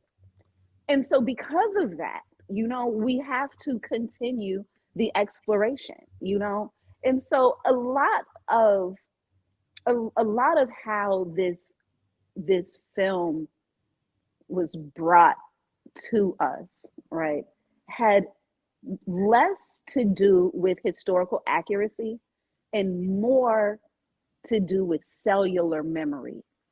Cellular memory you will not find in a book. You will remember it in your DNA. You'll feel it like deja vu. And Black people have an abundance of cellular memory. Our gut flora is amazing. We know what's happening. Even if there's no proof, we know for a fact that Trump is up to some shit. We know. Right. We Right. know, we already know certain elements, even if we can't put our finger on the exact data. And so that's the part that has to be strengthened in order to exist in the Afrofuture without being a drone. Because you're not gonna die, all right? You might not lead with your thought though. And that's scary. The idea that if you exist, you'll be droned. No. So in order to not be droned, you have to some extent, step outside of your historical context that was written most likely by a man who was most likely sucking the patriarchy's dick and not the truth. You understand? And so until we get to that, to where we can understand what is written inside of our DNA, to actually be able to speak on that, to stand on that, and to build new nations off of that supreme wisdom, that right there is what Wakanda is. Wakanda is not a Bible verse that explains the metrics of Noah's Ark. You understand? Like, that's not what Wakanda is. Wakanda is a cellular memory of Ryan Coogler. Wakanda is a cellular memory of where we came from before our worst nightmare happened and we're living in. You know, the post-traumatic effects of slavery and disenfranchisement from our language and our culture. You know, we have to figure out a way in order to make ourselves whole again, you know, and I don't think that reparation is ever going to come from an external source. That reparation has to come from an internal source of the cellular people, you know? And I think, to your point, B, when you're talking about, you know, the cellular level of understanding, you're talking about having at least a reference point of history, understanding that all of our history is not always written in a book. All of our history is not always it can be found literally on the walls of some of the greatest pieces of stone. You know what I'm saying? From the pyramids and other places. So, you know, we have our history, we have made our mark literally all over this globe as Black people. Right. To show our level of supremacy, to show our level of our ability to our level of power. And that's one of the big things that you know, that we should keep in mind. I want to take just a couple of quick comments from our online culture crew, because a lot of folks are checking in. Everybody's pretty much just saying the show is, and that's some follow-up comments also, but go ahead. Oh, absolutely, absolutely. Melcon Huger, you said, I knew Black Panther was going to be done right because of the comic book. He's a beast. Absolutely, absolutely. Real Brooklyn, my guy, you said, look, I think Afrofuturism has always been here. Wouldn't have music, art, and some folks who stole this genre and made money off of our culture. Elvis. Here's the real thing, Real Brooklyn. Elvis gave credit to Black folks when he got started. You can check the history. Elvis knew that he was taking his sound from the greats of like a B.B. King and others. He did that. He understood that, and he said it. Right, because Little Richard said when Elvis first met him, he said Elvis called me the king. Okay. Right. Little Richard said, right. So yeah. Right. Absolutely. Elvis he couldn't dance, and he was singing Black people's music, but he was a white man at a time when we couldn't get our music played on a lot of radio stations in the South, a lot of white-owned radio stations in the South. Okay, so that's you know, somebody like Elvis today, he wouldn't go anywhere. But yeah, I mean, is that not Jack Harlow, Justin Bieber? I was just about to think of like a Jack Harlow or Harry. What's it, Harry Styles? Is that not Eminem? Harry Styles? But we can get Vanilla Ice. We can get our, but it was even worse back then. But because we couldn't get our records played in, like with Little Richard, you know, and other artists, they would put out covers. So you know, I guess probably one of his first hits was Hound Dog. Well, that was sung by Big Mama Thornton, okay, who was an African American woman who doesn't really get a lot of credit. Elvis Presley, Hound Dog, that Elvis Presley made popular, was originally sung by a Black woman named Big Mama Thornton. All right. There's now sung by Doja Cat. Shout out. Yeah. When I was a kid, there was you know, because my parents taught me a lot about music, and because I grew up in Detroit, so you got to learn about Motown. I'm 51 years old, right? So there was a 33 and a third album that my parents bought me called The Roots of Rock and Roll, and it had all these old groups on there before white people copied their music. It had Chuck Berry and Fats Domino and Little Richard, all these different artists on there that white people copied and put out cover records on. And because Pat Boone put out a cover record of Tutti Frutti, sounded horrible. Copying Little Richard, it sounded horrible. All right, but this is how a lot of these people, you know, got the money stolen, got ripped off from a lot of the money they would have made when you had white artists putting out cover. And the white artists didn't ask permission; they just did it. They just Pat Boone, that was part of the culture too, right? Yeah. And Brother Michael, that was part of the culture too. That wasn't colonialism. That wasn't It's music colonialism. Right. They were colonizing the music. Yep. Right. Exactly. Right. So I think that's a great point. All right, let me go to a couple of more points, and then I want to hear what your other point was, Brother Michael. Lady T is my first name. You said it's almost 3 hours talking about Black Panther. It definitely leaves you complete and content knowing what is coming in part 3. Facts. Yeah. And once you see the film, it feels, and here's the thing, and I don't know, and Lady T, Brother Michael B, when you see the film, this is the crazy, this is not crazy, but this is the power of film. And I know to you, this is this work that you always are working toward, right? We had a major real life moment in the death of Chadwick Boseman. Right. That was taken and put into the storyline as a king who had fallen ill who had died because of an illness, right?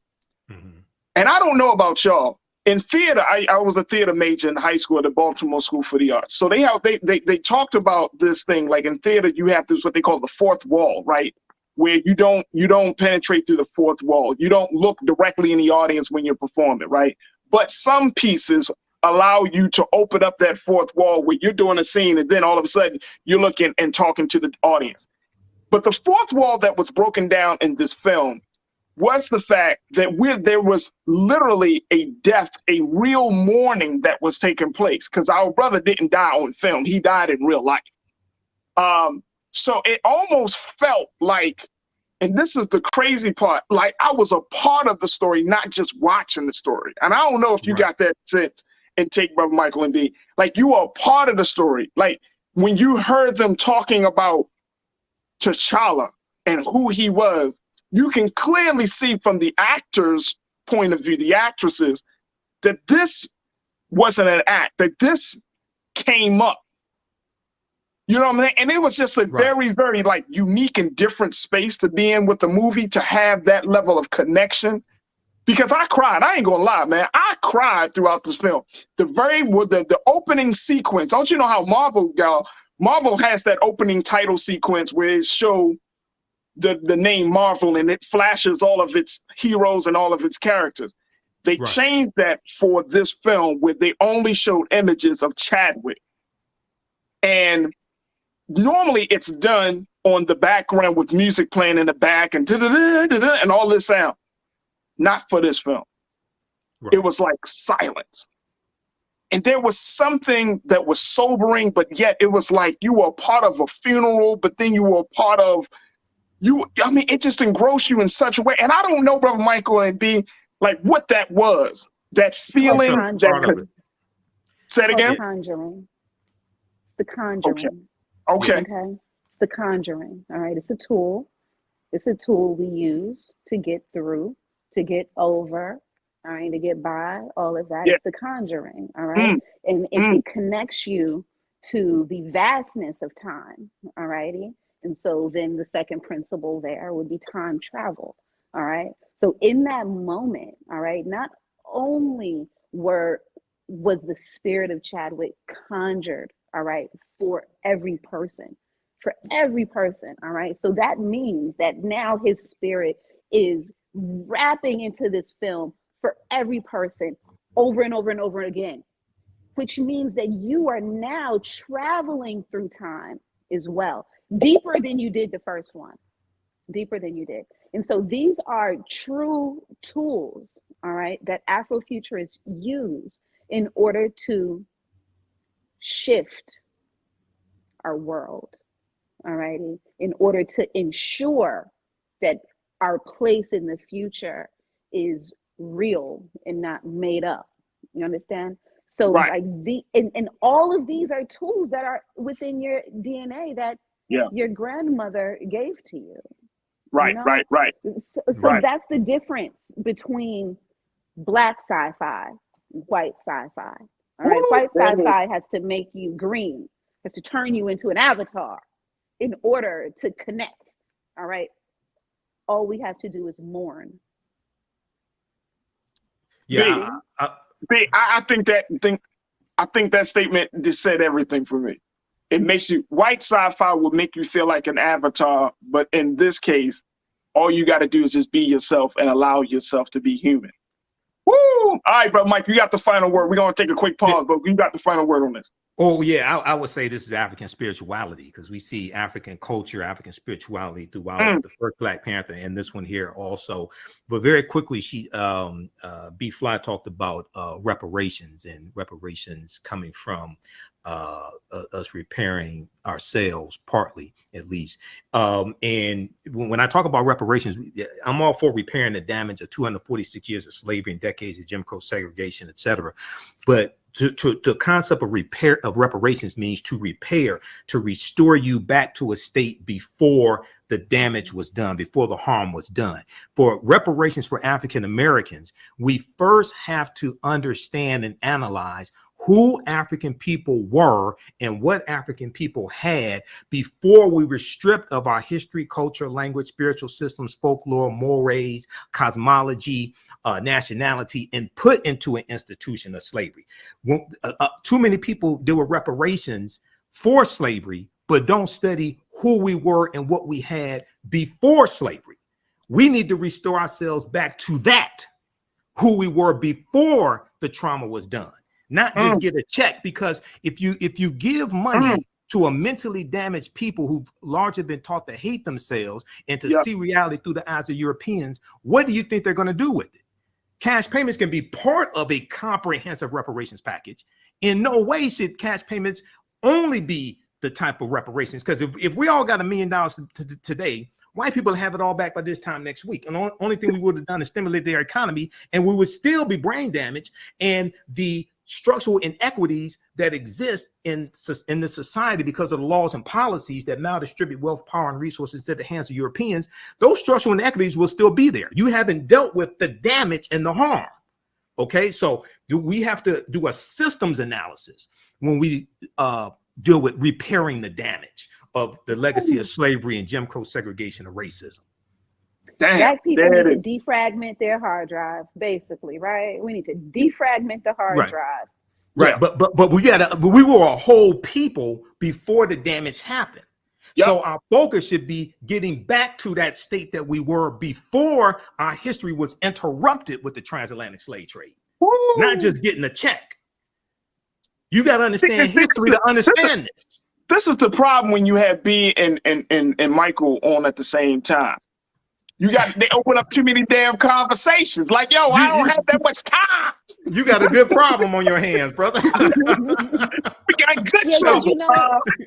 You know, brother Imhotep, I'm wondering though, you know, when we time travel all the way back, I think we'll find that there was a disease brewing that allowed slavery to happen, that allowed the colonists to trade Bibles for bodies. All right. So I wouldn't say that we need to go back to exactly where we were, but we do need to examine what was missing, where the greed was, where the disconnection was between the leaders and the people that allowed the transatlantic slave trade to actually exist, because it started on our motherland. So until there's a break, because honestly, I don't believe that reparation needs to happen by white men.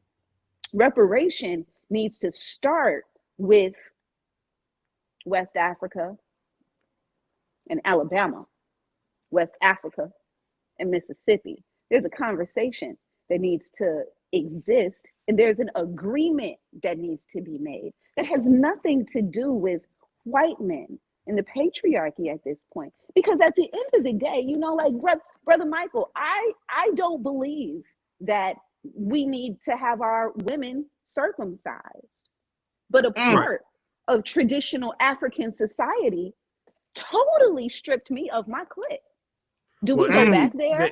Do we go back there in order to right the wrongs of the 300 years? Hell no. And that's why futurism is important, because we can look at the past, see where we went wrong, and write it for tomorrow. Right. So that largely female circumcision, I'm against that. That largely comes after Arab invasions. And the reason why, see, we have to understand that Arabs were involved in enslaving African people for 900 to 1,000 years before the transatlantic slave trade happened. You had the East African slave trade, and Arab culture gets forced onto African people. And fighting against the Arabs for almost 1,000 years weakened Africa greatly when the transatlantic slave trade starts in 1441 with the Portuguese going into Mauritania. And it's going to be the teachings, unfortunately. And I say I wish we had never taught them, because everything we taught Europeans came back to kick us in the behind. What the African Moors took into Europe when they go in 711 AD, led by Tariq ibn Ziyad, they take in the mathematics, they take in the what they call alchemy, which today we call chemistry. They take in the science, the astronomy, all this stuff. everything we taught Europeans came back to kick us in the behind. Okay. Mm-hmm. So we have to, yes, we need to go back before the damage was done, but also we have to filter out the harmful aspects of the culture that harmful aspects that seeped into African culture, and we have to deal with the conflicts between different ethnic groups as well, because because African people should not be killing African people. Okay, right. Even though Pan-Africanism did not start on the continent of Africa, that starts in the United States and the Caribbean.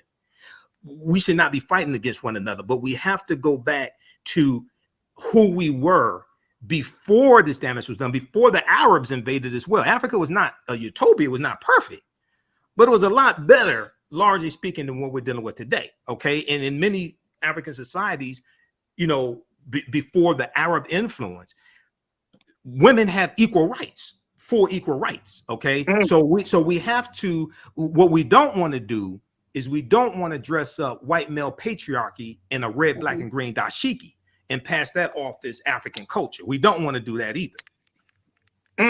Look, I want. Hey, look. So many people in the chat right now, feeling the energy and the vibe right now from both of you. Right. So the conversation is going, and I told my brother Damon Blissett, he was like, Farajii, how you gonna end the day show? Laughing emojis, right? However the spirit takes us, brother. You know what I'm saying? Because we build it. This is exactly what the culture is, because here's the reality, right? When you have big cultural moments that we see, that we're engaged in, whether with Black Panther, and the next segment, I'm gonna try to keep it short, is around Dave Chappelle and what he said on Saturday Night Live. Right. We got to have those, just take a moment, because these are moments that we can turn into opportunities to have discussions about a larger picture, a lot of different things. And a lot of people, you know, Brother Michael and B, like a lot of people, we just kind of glaze over these things and say, oh, this is not important. I'm gonna tell y'all, culture is one of the most identity defining forces in the country. It defines our identity. It defines our history. It speaks to how we take in messages. It speaks to how we express ourselves. So we can't just undermine or don't see the value of culture. Now look, I'm gonna just end this right here, because people getting on me and say, Farajii, y'all giving way too many spoilers about this film. So we're gonna stop it right here. What we give away?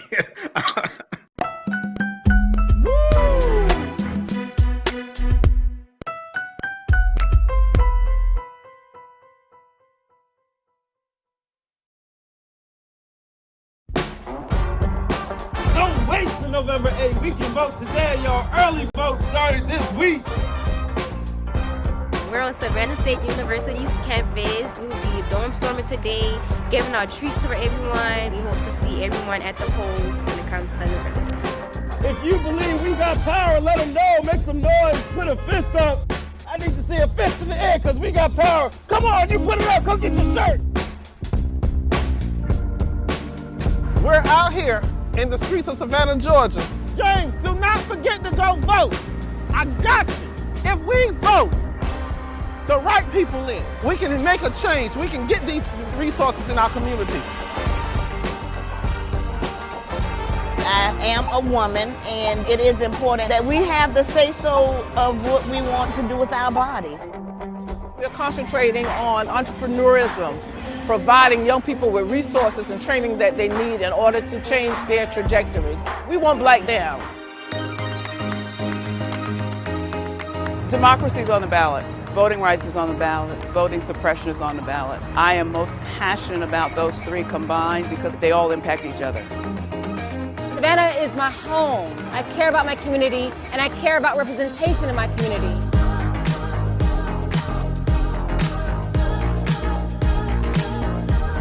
Our voices are still going to be heard no matter what kind of obstacles try to come up against us to stop us from voting. We're still going to be standing our ground.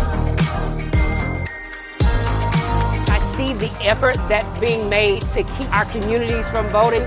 So that makes me realize it's even more important, because if it wasn't important, they wouldn't be fighting to make sure we couldn't vote.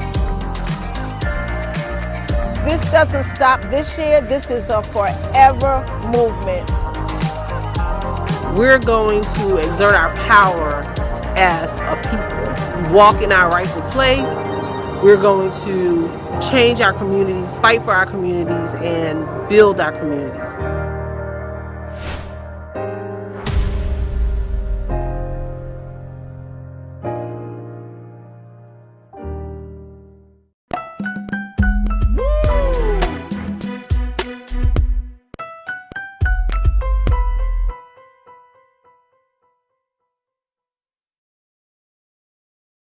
All right, folks, I wanted to jump in here. Let's start the conversation off. A little bit of politics, talking about your favorite former president. I shouldn't say that, because some people probably actually like the guy. So we're talking about former President Donald Trump, who, again, earlier this week has announced that he's running for president. This will be his third attempt. This is his third announcement about presidency.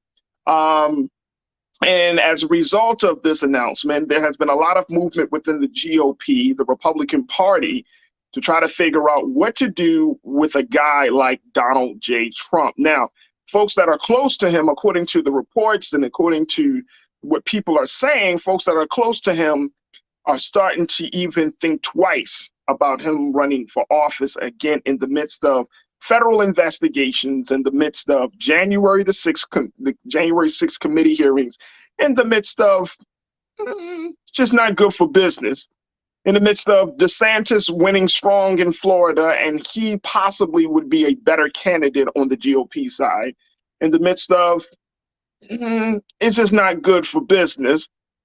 Got a lot of things going on. But the former president said, yep, I'm still moving forward, and guess what? I can get the votes. Well, it looks like some of the people that are close to the president, i.e. the evangelicals, these are the religious right. These are the people who believe that he is anointed. Well, that's what at least they said when he became president the first time.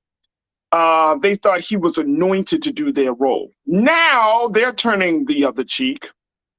Yeah, like how I said that. They're turning the other cheek, and apparently they are deciding to fade away.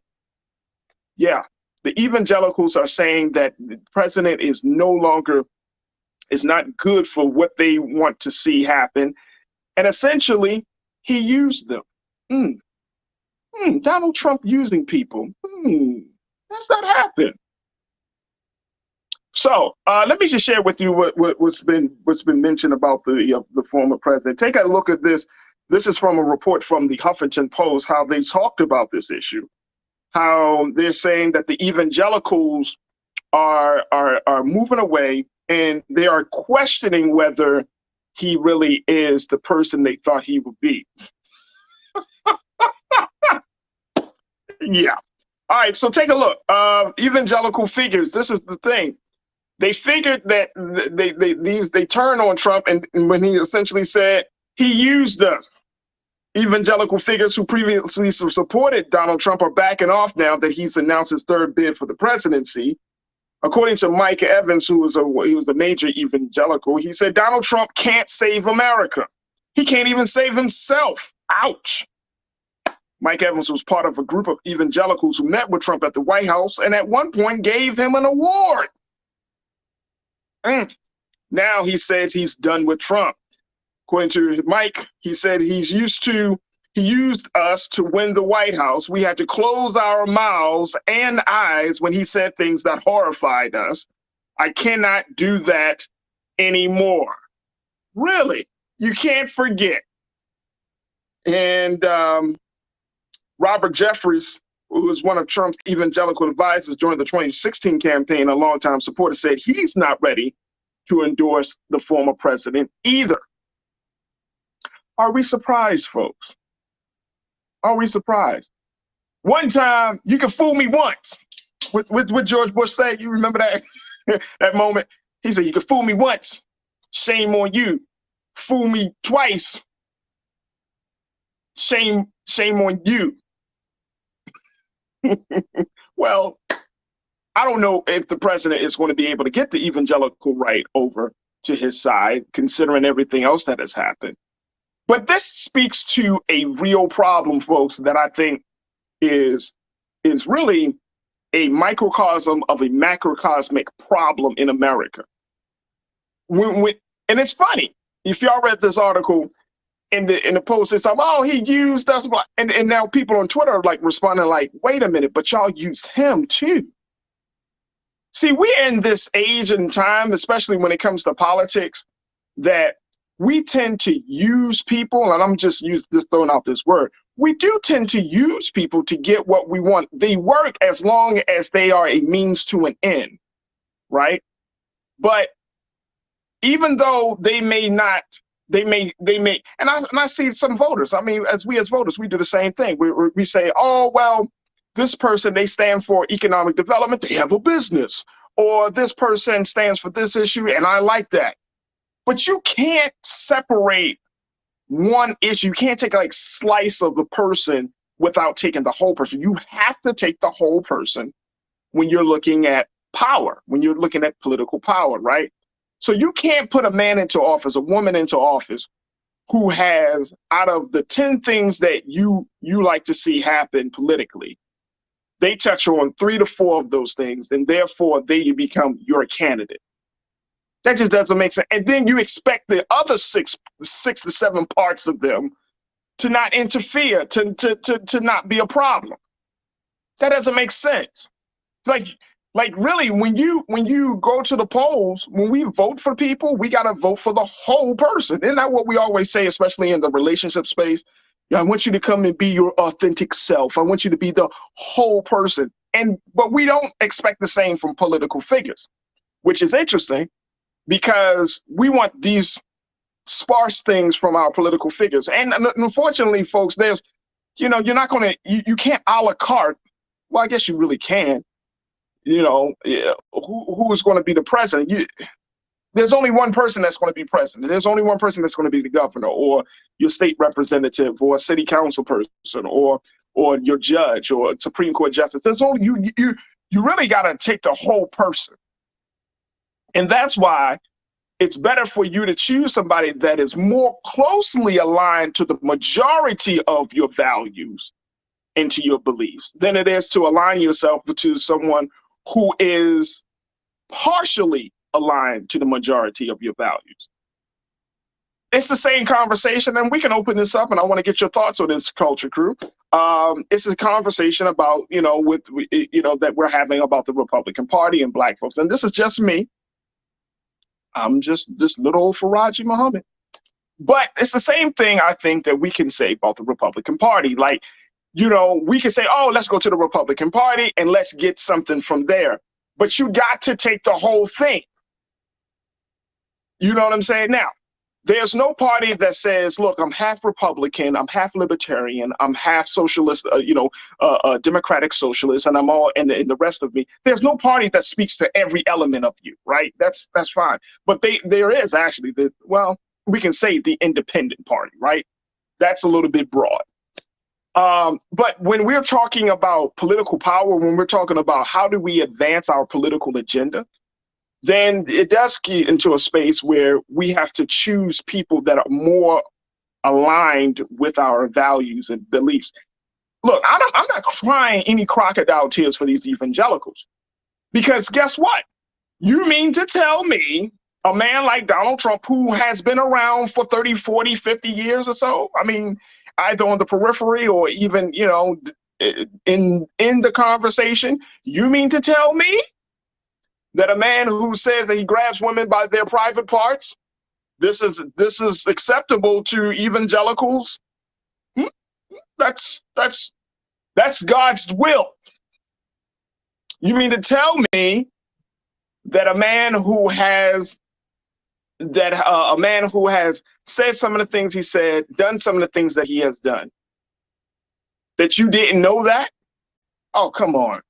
So let's stop the BS, right? Let's stop acting like, oh my God, he used us.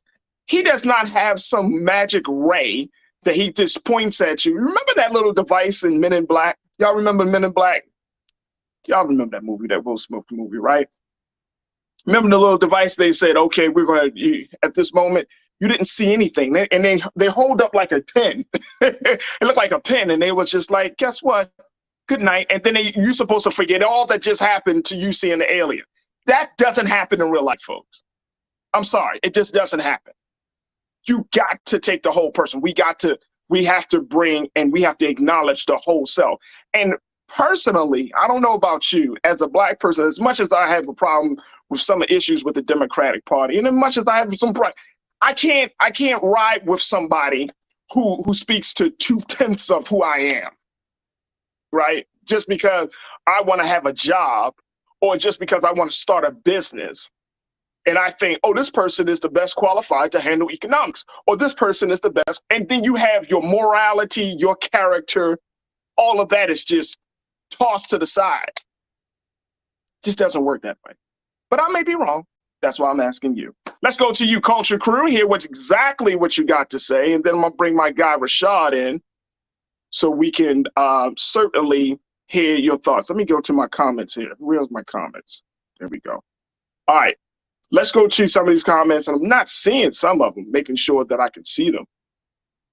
All right, let's go to, and let's hear from me. Let me do this first. Let me backtrack. Let's get Rashad in, get his take on it, and then we'll hear from some of the comments from our Culture Crew. Rashad, my big brother, who is a Culture Crew member. He's a nonprofit leader doing some great work, all around good guy, but he's an activist and advocate. All right, Rashad. So these evangelicals are like, oh, he used us. Oh, oh. Either you take them or you don't. Hey, bro, I want happy Friday, happy holidays. Happy Friday, Rashad. You got to my favorite holiday of the week. It's one that I look forward to celebrating. So we're gonna put that out there first. Right. And I posted something on my social media the other day, and I simply just uploaded a cap, right? And it just was that cap. Like, that's just been my word for the last, society for the last 2 weeks. Like, we've been capping at this highest altitude that we have ever seen. All of this is cap. But I will say, in the base of strength and asset approach, right? It's refreshing. One in particular to hear that, one of the immediate steps to change is admitting fault, right? And acknowledging your past mistakes. So let's give them that benefit of the doubt as a gainful win, right? That this particular entity has taken its approach to understand how they was corralled into an agenda that was bigger than themselves for ultimate place of some political figure that is out for their own personal gain, and that they saw that they were being corralled for this type of agenda, to know that, 4 years later, that they can endorse the same thing that they unknowingly or did knowingly know that they were endorsing, and have seen those implications. For them to take that stance, it says a level of self-awareness and reflection on their end, because without those votes, without them using their seat of influence to galvanize those voters based off of their faith-based ideologies, they are now at a space of awareness to say, we can't continue to be repetitive in this and open up our fellowship and our patrons to go behind a candidate that they can't vocalize and actually say, you know what, this is attached to our standards and our beliefs. Because one, like you said, we're not going to find this whole elected official that covers all bases. But at the same time, we have to have some pillars of what our foundations, our priorities, and our values are. And we have to, as a collective, not be willing to compromise out of self-interest. Bro, let me just say this. I'm with you 100%. And the reason I bring this up is because I often hear conversations like this in the Black community, right? Where we expect there are two scenarios at play. Mm-hmm. One scenario is that some Black folks, for example, expect their political leaders to be Jesus. I call it the Jesus factor, right? Mm-hmm. Where we expect them to be 100% noble and righteous. No dirt on them. No thought of doing anything illegal, right? No thought of going into a seat of power, not connecting with some other people that are doing illegal stuff, and we expect them to rise above it. I don't expect that. And I'm talking about from Black political leaders. Black folks think some Black folks think that way about Black political leadership, that they're supposed to be the modicum of civility and righteousness in the dirty world of American politics. Imagine that. Then you got other Black folks who are kind of on some other Black folks who are like, no, they don't, because this Black political leader don't speak to this, and this, I'm therefore going to jump ship and thinking about going someplace else, right? The balance, that's what I'm getting to. We got to find the balance, right? Because this situation here with the evangelicals' relationship with Trump just goes to show you, like in America, you know, the old thing in America is there's separation between church and state. Yeah. That's not true. That's not true. And here's the thing. We think that when the pastor gets, they say, oh, the pastor gets political, right? Why is the pastor speaking into world affairs? You're supposed to be speaking to human spirituality, because world affairs affect human spirituality. Oh, like, why is that so crazy? Why we can't, Jesus, if we want to get real, if we want to get very specific, Jesus was going to war with the Pharisees and the government of his day. With this state of his time. Those were the if the Jesus of 2,000 years ago was alive today, would he not be going to war with the forces of evil and oppression in the United States of America? Or do you think he would tell people, hey, man, turn the other cheek? Or, hey, brother, don't worry about them. God. See, the thing is that our view of Farajii. Hey, bro, no, it don't make no sense, because the view that we have of spiritual people is weakness. It really comes from that space, right? We think that because you're spiritual, you are weak and meek, that you don't supposed to have a say, or you're just supposed to bless everyone. And no, God gets angry, God gets mad, right? We try to create this other narrative around the spiritual conversation. So the point I'm making is, if you want to, okay, fine, you are an evangelical pastor. You saw an opportunity to connect with a candidate who spoke your language, who can move your agenda further along. And in city after city, you can't tell me, because I've been in those rooms, Rashad. You know that there are pastors that buddy up to the mayors, city council people, and other people in political power because they want to get money for their church. Can the church say amen? They want to get that. They want to get that land, right? They're trying to open up a school, right? Right? They want to create a building fund, or this fund or that fund, right? Say it. And guess what? That relationship in some ways are transactional. Yep, exactly. And that's what we experienced here. And it's at the place of them renegotiating what their transactional relationship will look like. Right. And because that is a stain on their political resume of a candidate whom they endorse publicly. And we are seeing those implications to the candidate that they rally behind. It's now in this time, in this light, in the social climate that we're in, do we attach our name for the second time around? And you're seeing this as it's a transactional report.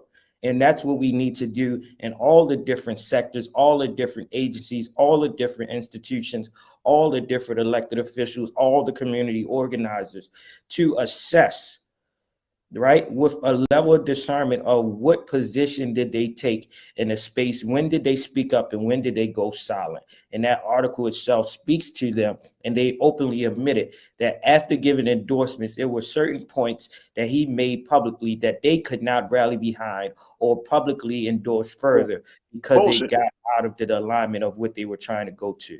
And that's what we have. I'm gonna just say to him, It's bull. It's bull, bro. That's what it is. It's bull. Don't get holier than thou. No, bro. You were wrong. You were wrong a year ago. You were wrong 3 years ago. You were wrong 6 years ago. You gave the man the award. You said that. I literally remember. Y'all remember that moment where they were talking about some pastors they had around him, and he was like, you know, we truly believe he was anointed. Oh man, he was anointed to this. Oh yeah, he was anointed. He's not the Antichrist. No, we're not giving him that much power. He ain't that. He ain't that. He ain't as strong and powerful as y'all think. But y'all anointed him. Y'all did the anointing. Y'all did the appointing. Y'all made him bigger than life. Y'all made it seem like God's hands was Trump's hand. No, bro. The voice got to get high, Rashad. No, stay over there. Now. I'm not going for that. I wouldn't go from that from white evangelicals, and I damn sure won't go for that from black evangelicals. You know what I'm saying? That's not. That's no. And I think for us as the constituents and the citizens, look, man, look. I don't have your pastor's going to have to get political. He's going to have to say something. You can't. I mean, of course, Jesus says, "I'm in the world, but I'm not of it." But you can certainly speak about what's going on in the world, right? And bring it home to how people can live in it, right? So we're at that place right now. We're at that place. And I don't like how, no, y'all trying to save face. Because if somebody might say the same thing about Ron DeSantis. Somebody might say the same thing about some other, crazy GOP, right winger. And the crazy thing is, a lot of these guys, they attach their politics to their faith. Because if black folks did that, come on now, let's keep it real. If black folks we accept that on the conservative side. Oh, this is their faith. Therefore, Mike Pence going around talking about his book. His book is what's the name of Mike Pence's book, y'all? God help me. You going around, man, damn near threatened your life. And you going around talking about, I'm not going to say nothing to the January 6th committee, or God put me in this position. Bruh. Now you playing between putting God into your madness, right?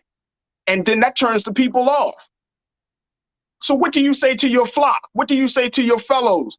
What do you say to your congregation? Hey, I was just about to say, you're going to either be a scapegoat or you're going to be a shepherd. But there's a whole difference between it. And we have to be able to understand how they show up in it. Like, that's all I can say, brother. We're going to either allow these folks to continue to scapegoat, or we're going to hold them accountable to be the shepherds of what we need to move this pendulum forward, bro. And that's all it comes down to. And black folks can't do that. See, they tell black folks, and I'm saying the conservative tell black folks, don't include your faith into this situation. You got black political leaders that can't even really express their faith, right? But then on the conservative side, they say that their faith serves as the root of their political stance. It's a double standard. It's expected. But now when you get pulled to the carpet, don't start backing down now. Don't start backing down now. But that's just the weakness of your expression of faith. That's your. I'm not going to say, oh, that's not Jesus' fault. That's your fault, bro. That's your weakness. And you need to feel the full brunt of telling people to follow a man who you knew was not good to follow. Morally, spiritually, psychologically. But you put it yourself out there. Now you're trying to backtrack. Well, that's between you and your God. But at this point, I don't care. Like, you can cry crocodile tears all day, bro. Talking about he used us. Well, your ass needed to get used because you that dumb. That's how I feel about it. All right, let me take a couple of things because we're gonna have to talk to we're going to get to our next conversation. LaShonda, You said they act like a chick that didn't know that a guy only wanted her for sex. Damn.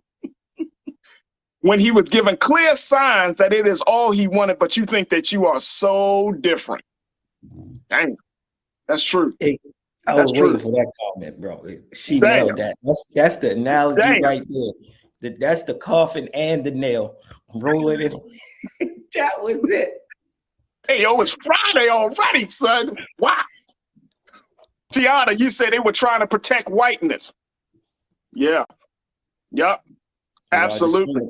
Yep. You know, absolutely. Janae, you said, wait, so it was transactional with laughing emojis. Oh, yes. It was very transactional. But that's what politics is. Politics is a transactional exchange. That's literally what it means in the definitive of it. Come on. Made right on. Couldn't have made it any more. That's what it is. That's what it is. It's a compromise, but it's a transactional compromise, right? You do this, I do that. You get this, I get that. We friends because of that relationship. Now, if we become different friends, that's fun. Look, I'm clear. It's very simple. Very simple. I'm clear. Like when I was doing the radio show in Baltimore, folks, I knew that certain political leaders, they only liked me because I had a platform. They only liked me, hey, Farajii. And I was able to use the platform and bring them on and all of that. But it was very transactional. I was clear in that relationship. Like, oh, y'all only cool with me because if you probably thought something of me. But it's cool. It's cool. But you got to be clear about the relationships that you're in, especially when it comes to those who represent power and influence. You got to be clear about that.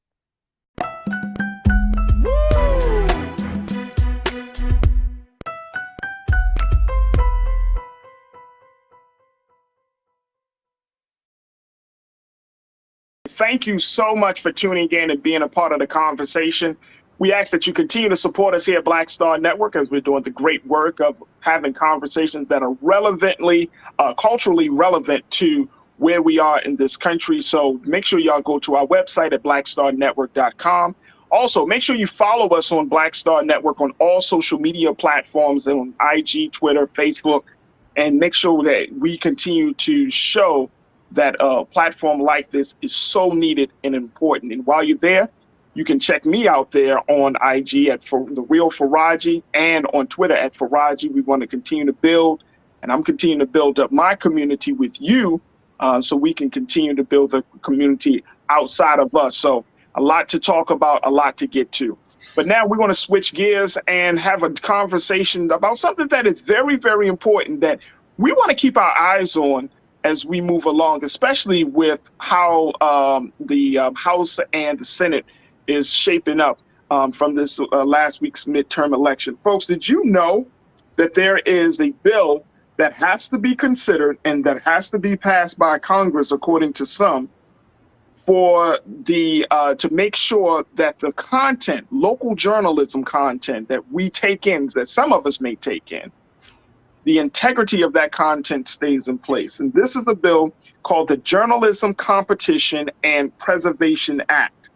It was reported out of committee on September 22nd with strong bipartisan support, and it must now head to the floor for a vote.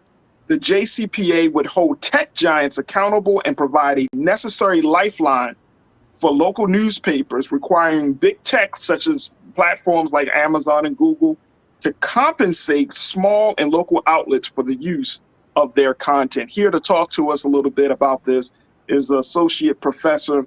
He's also the head of the communications department at the American University. He is an author, a guy that watches how big tech moves and how big tech disseminates information. Professor Iram Sinwright. Professor, thank you for joining us. I know you're not feeling the best, but I appreciate you for taking a few moments to be with us this afternoon. How are you, sir?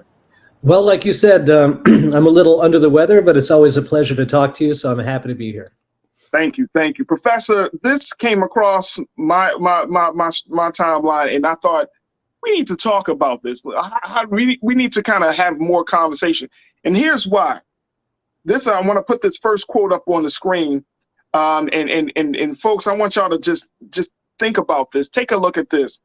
Big tech benefits tremendously from journalism content, yet they refuse to pay local publishers fairly for the journalistic content that fuels their platform. As a result, local papers are being replaced by tech platforms using black box algorithms designed to keep users inside their walled gardens, all while charging exorbitant ad feeds up to 70% of every advertising dollar. Since 2000, U.S. newspaper circulations has dropped by half, with more than 31 million fewer daily newspaper of U.S. counties with no regular newspaper. They're called news deserts, and they are in rural areas. Despite record audiences, revenue has drastically declined since news outlets transitioned to the digital platform space.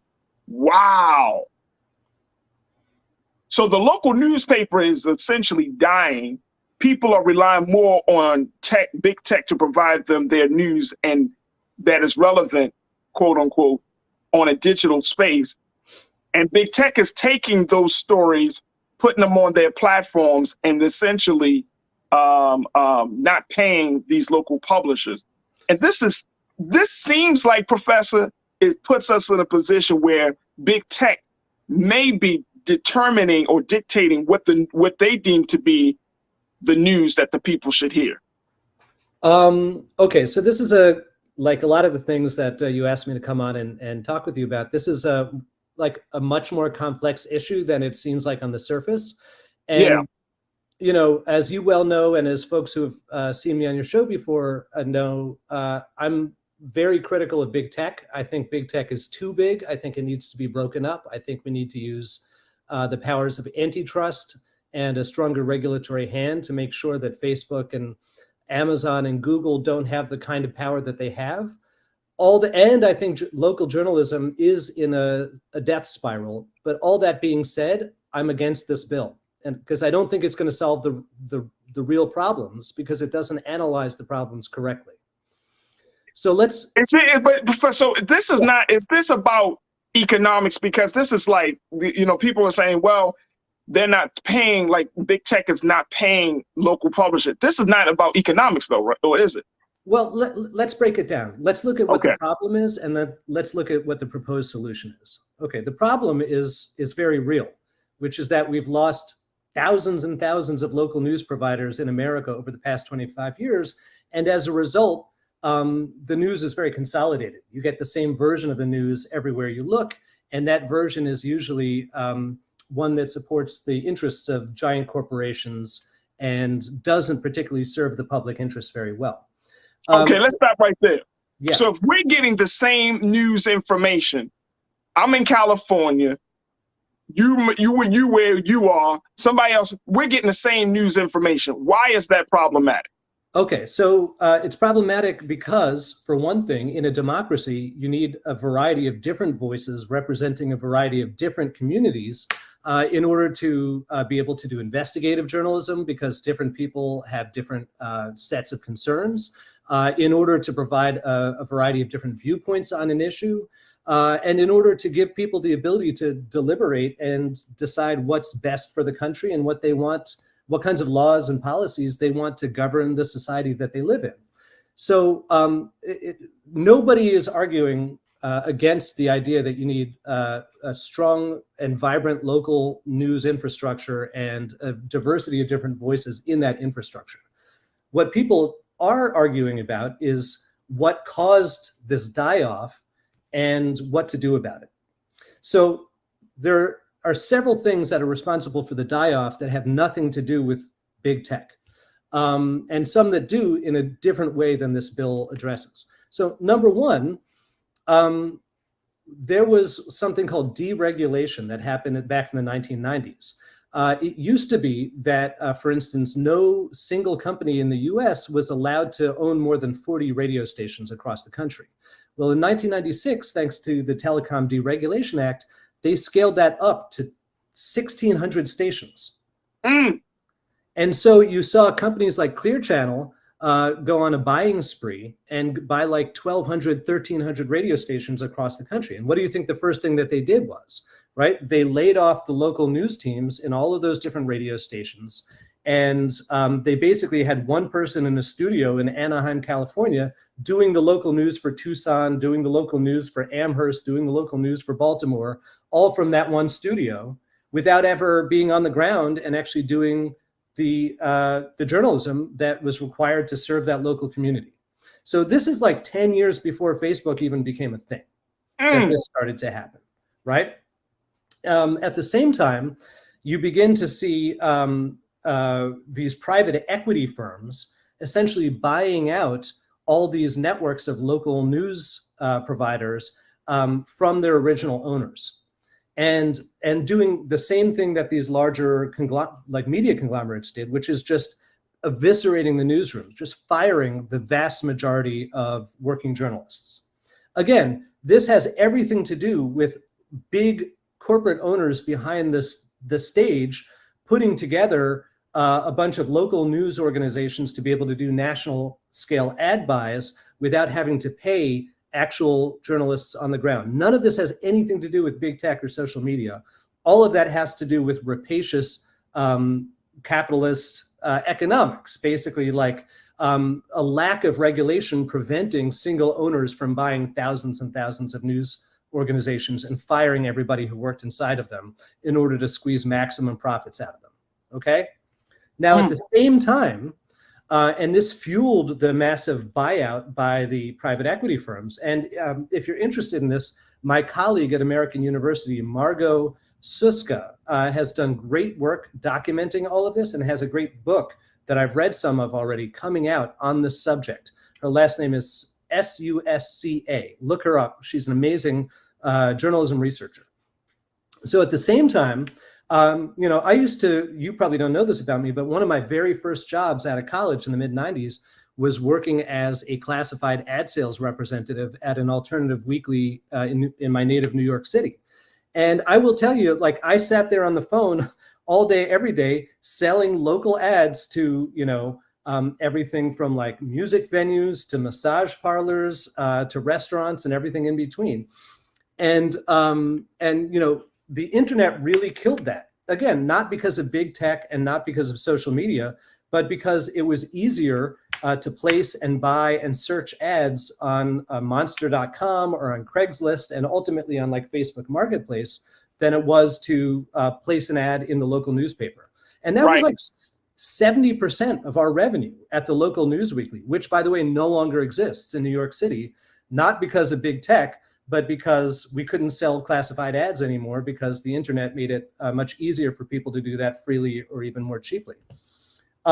So there's a combination of different factors at work, both on the ownership side and on the bread and butter fueling local journalism side that have nothing to do with big tech.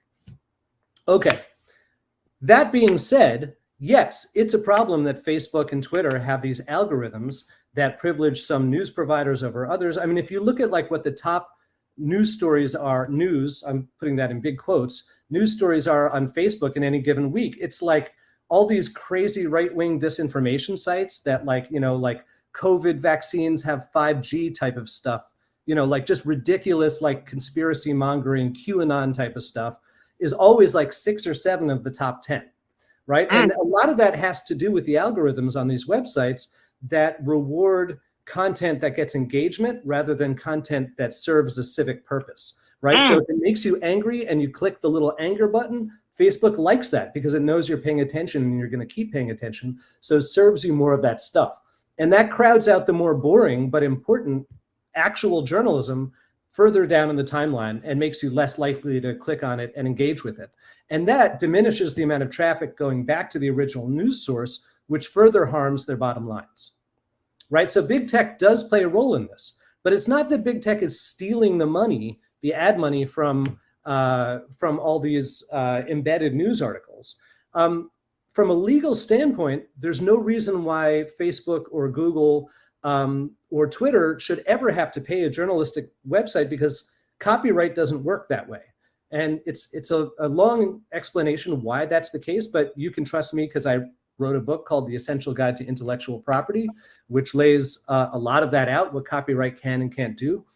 And so part of the reason why I'm opposed to this bill is it would essentially create new copyright powers that haven't existed before. Basically, the right to control who gets to link to your content or doesn't get to link to your content. And not only would that basically break the internet, because the internet is based on the idea that anybody can link to anyone and anything, but it would also expand copyright powers. And every time copyright powers have been expanded in the past, that benefits one group, and that's large corporations, and hurts everybody else, because it raises the stakes to have a seat at the table. So I think the idea that we need to rein in big tech is a good idea. I think the idea that we need to find a way to reinfuse financial stability into local news is a good idea, but I don't think this law is the way to do it.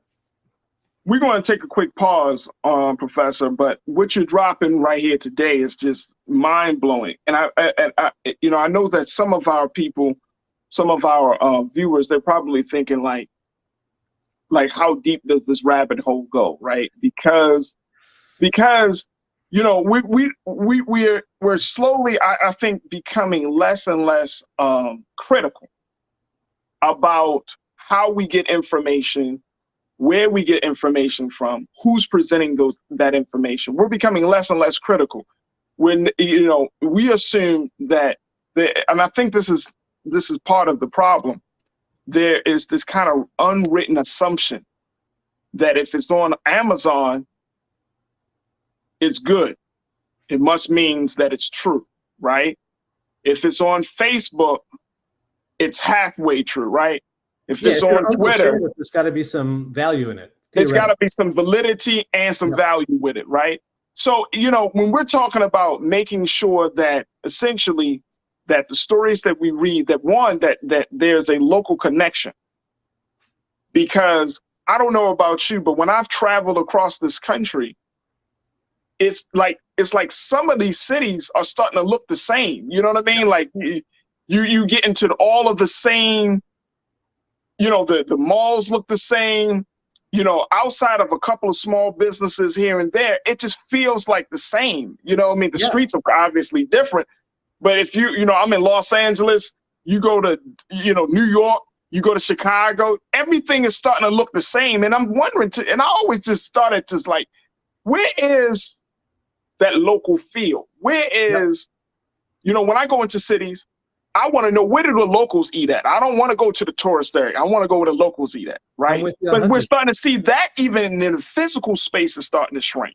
Yep, I agree. And it's a huge problem. And it's related to the problem of the private equity ownership of the local news providers, right? Wow. So a lot of these restaurant chains are being bought up by the same kinds of private equity firms, which do exactly the same thing, right? They figure out a profit model in which they can fire as many people as possible, reuse the same material as much as possible, and replicate their model identically from market to market to market to market in a way that, as you point out, eliminates the local flavor, and in doing so creates a kind of monoculture that hurts everybody. Yeah, I mean, I grew up in Brooklyn, New York, and when I go back, you know, I don't live there anymore. I live in Silver Spring, Maryland. When I go back to Brooklyn, like, I barely recognize it, because as you point out, it's like I literally remember like when McDonald's first came to New York. Like, we didn't have McDonald's until the 80s, you know. Wow. And now, like, that's where everybody eats. You know, everybody shops at Walmart, you know, and that's no good for anybody. You need a diversity of different cultures infusing our public sphere in order to have a healthy society and a healthy democracy. Oh, absolutely.